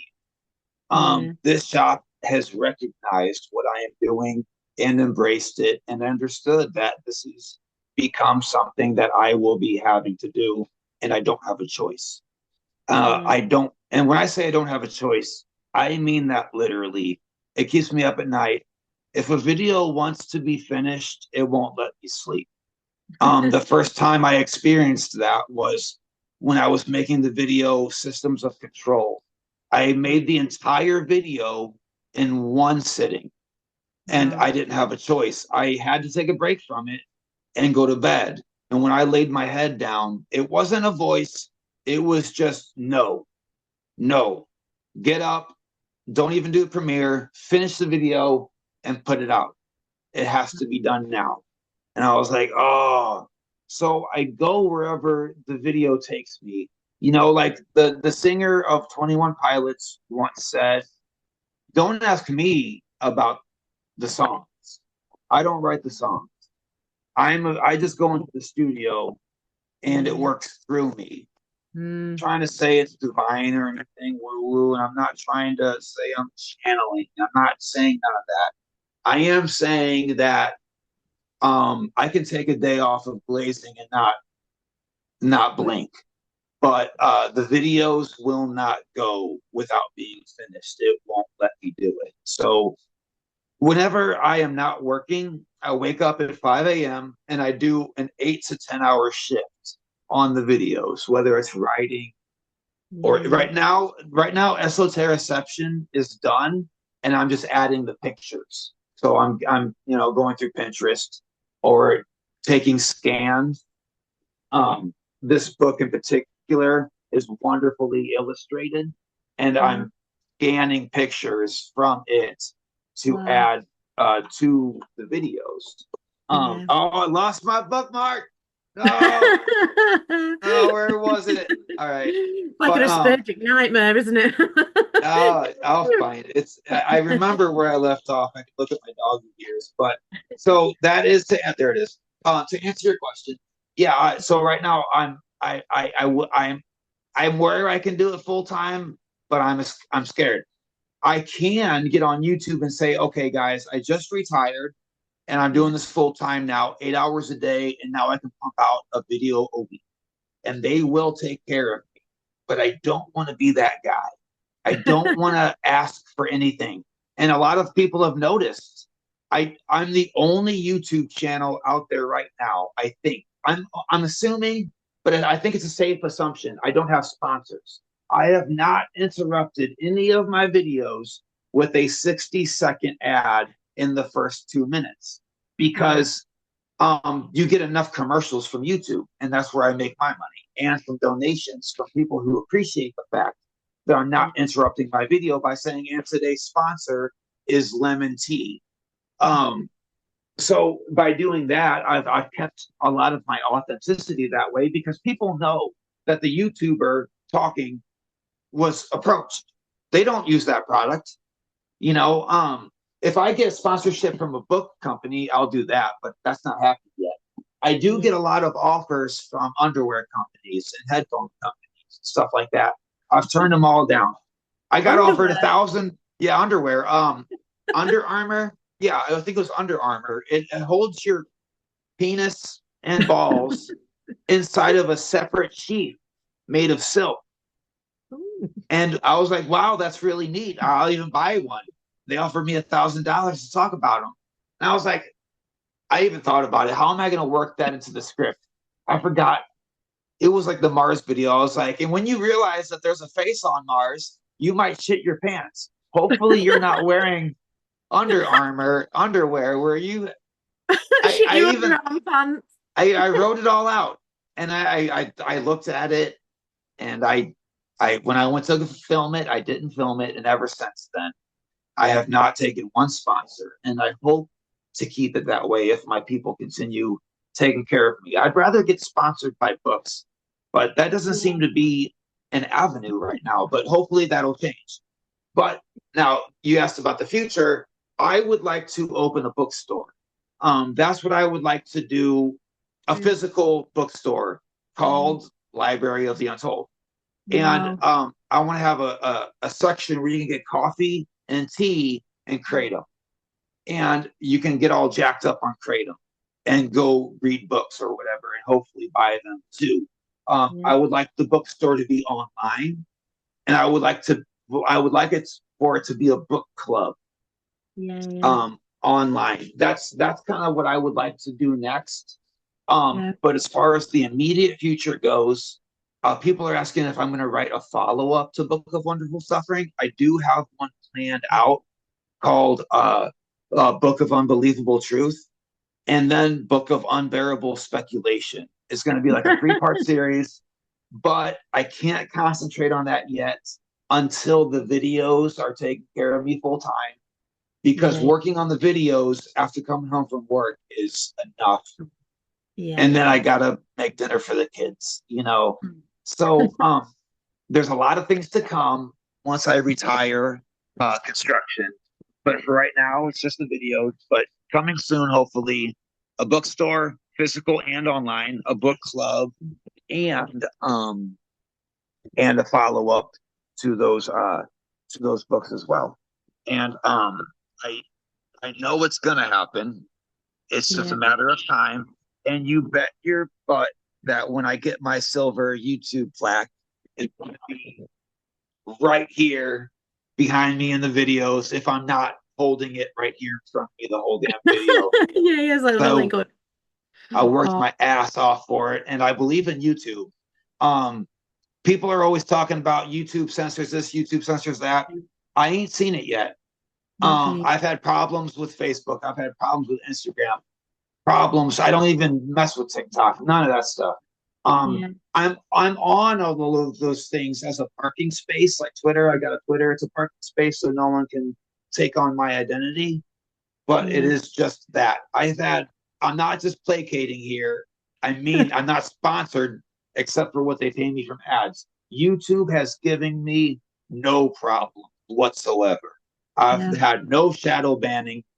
I've never had anything taken down. I've never had any strikes. I do. Um, so far so good with them, and they are doing a good job of taking care of me. I don't know what percentage of the money they're taking before I get it, but I'm almost not curious because I don't want to stare a gift horse in the mouth. But I'll tell you, for the record, anyone who thinks that YouTube is one of the big brother guys, conspiracies, whatever you want, Yeah. I've had no issues with them. I think it's a great outlet for people to share their ideas. But then again, I don't have a conspiracy channel. I touch Yeah. on it when necessary. I talk Yeah. about the combination of science and mythology. That's my gig. Maybe if I was talking about something more spicy, something would happen, but I ain't seen it yet. Yeah. But Well, I'm a bit too spicy for YouTube, but hey, plug, check me out. Oh, this is my channel. Oh yeah. well, that's I why you am. have the Dark Matters website and Yeah. podcast, This, and I'm on your mailing list, yeah. and you've got a good thing going. So if anything, you don't have anyone to depend on. I depend on you too. Yeah. 100%.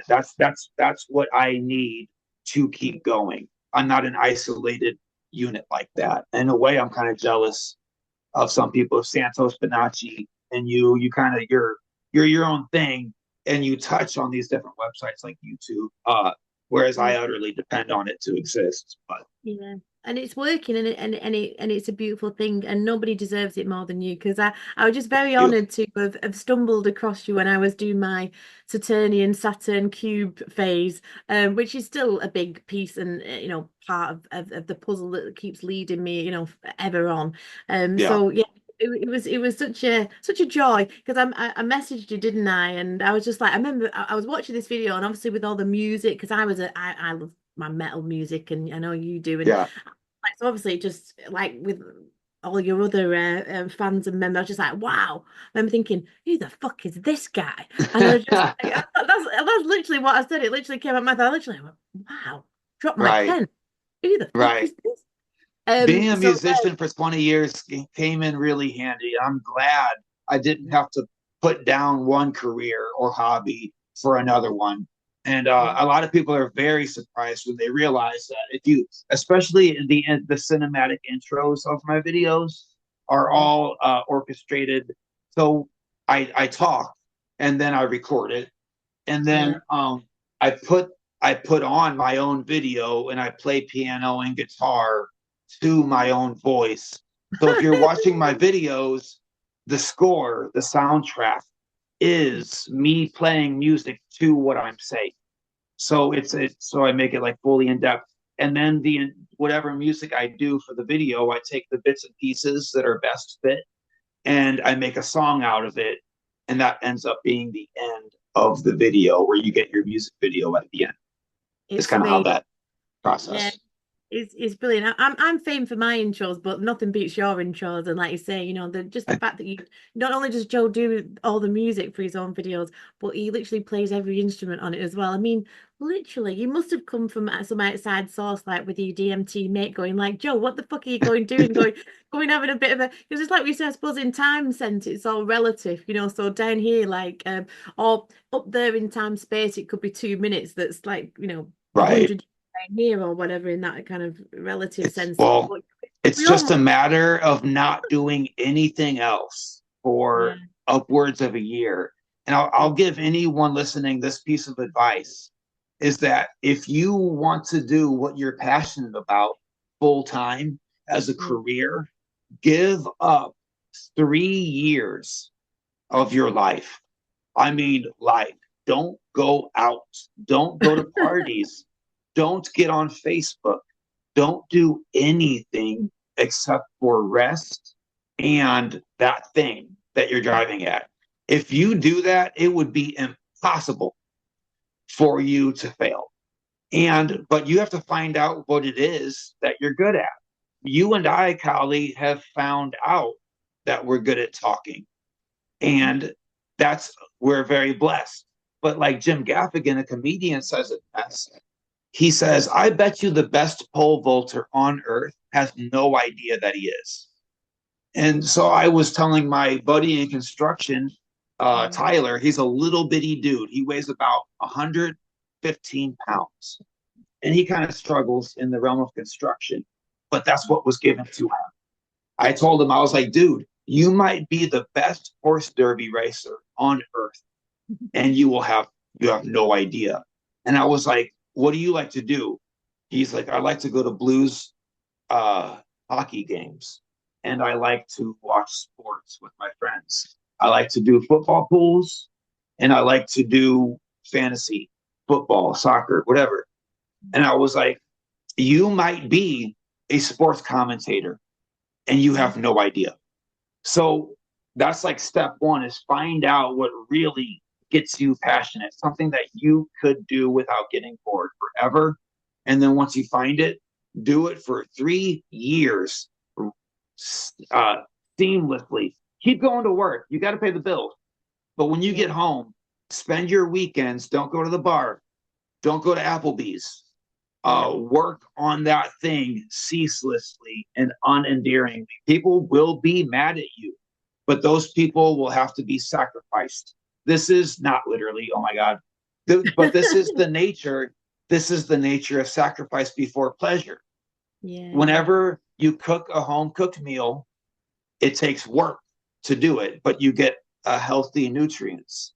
Whereas if you do the lazy thing and you get fast food, that's the pleasure now, and the sacrifice comes later because your arteries get clogged up.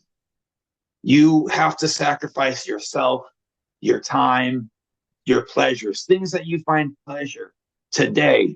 Sacrifice them, burn them, get rid of them, and do the thing that's hard, but aim it in the direction that you're passionate about, dude. It is impossible to fail in that case.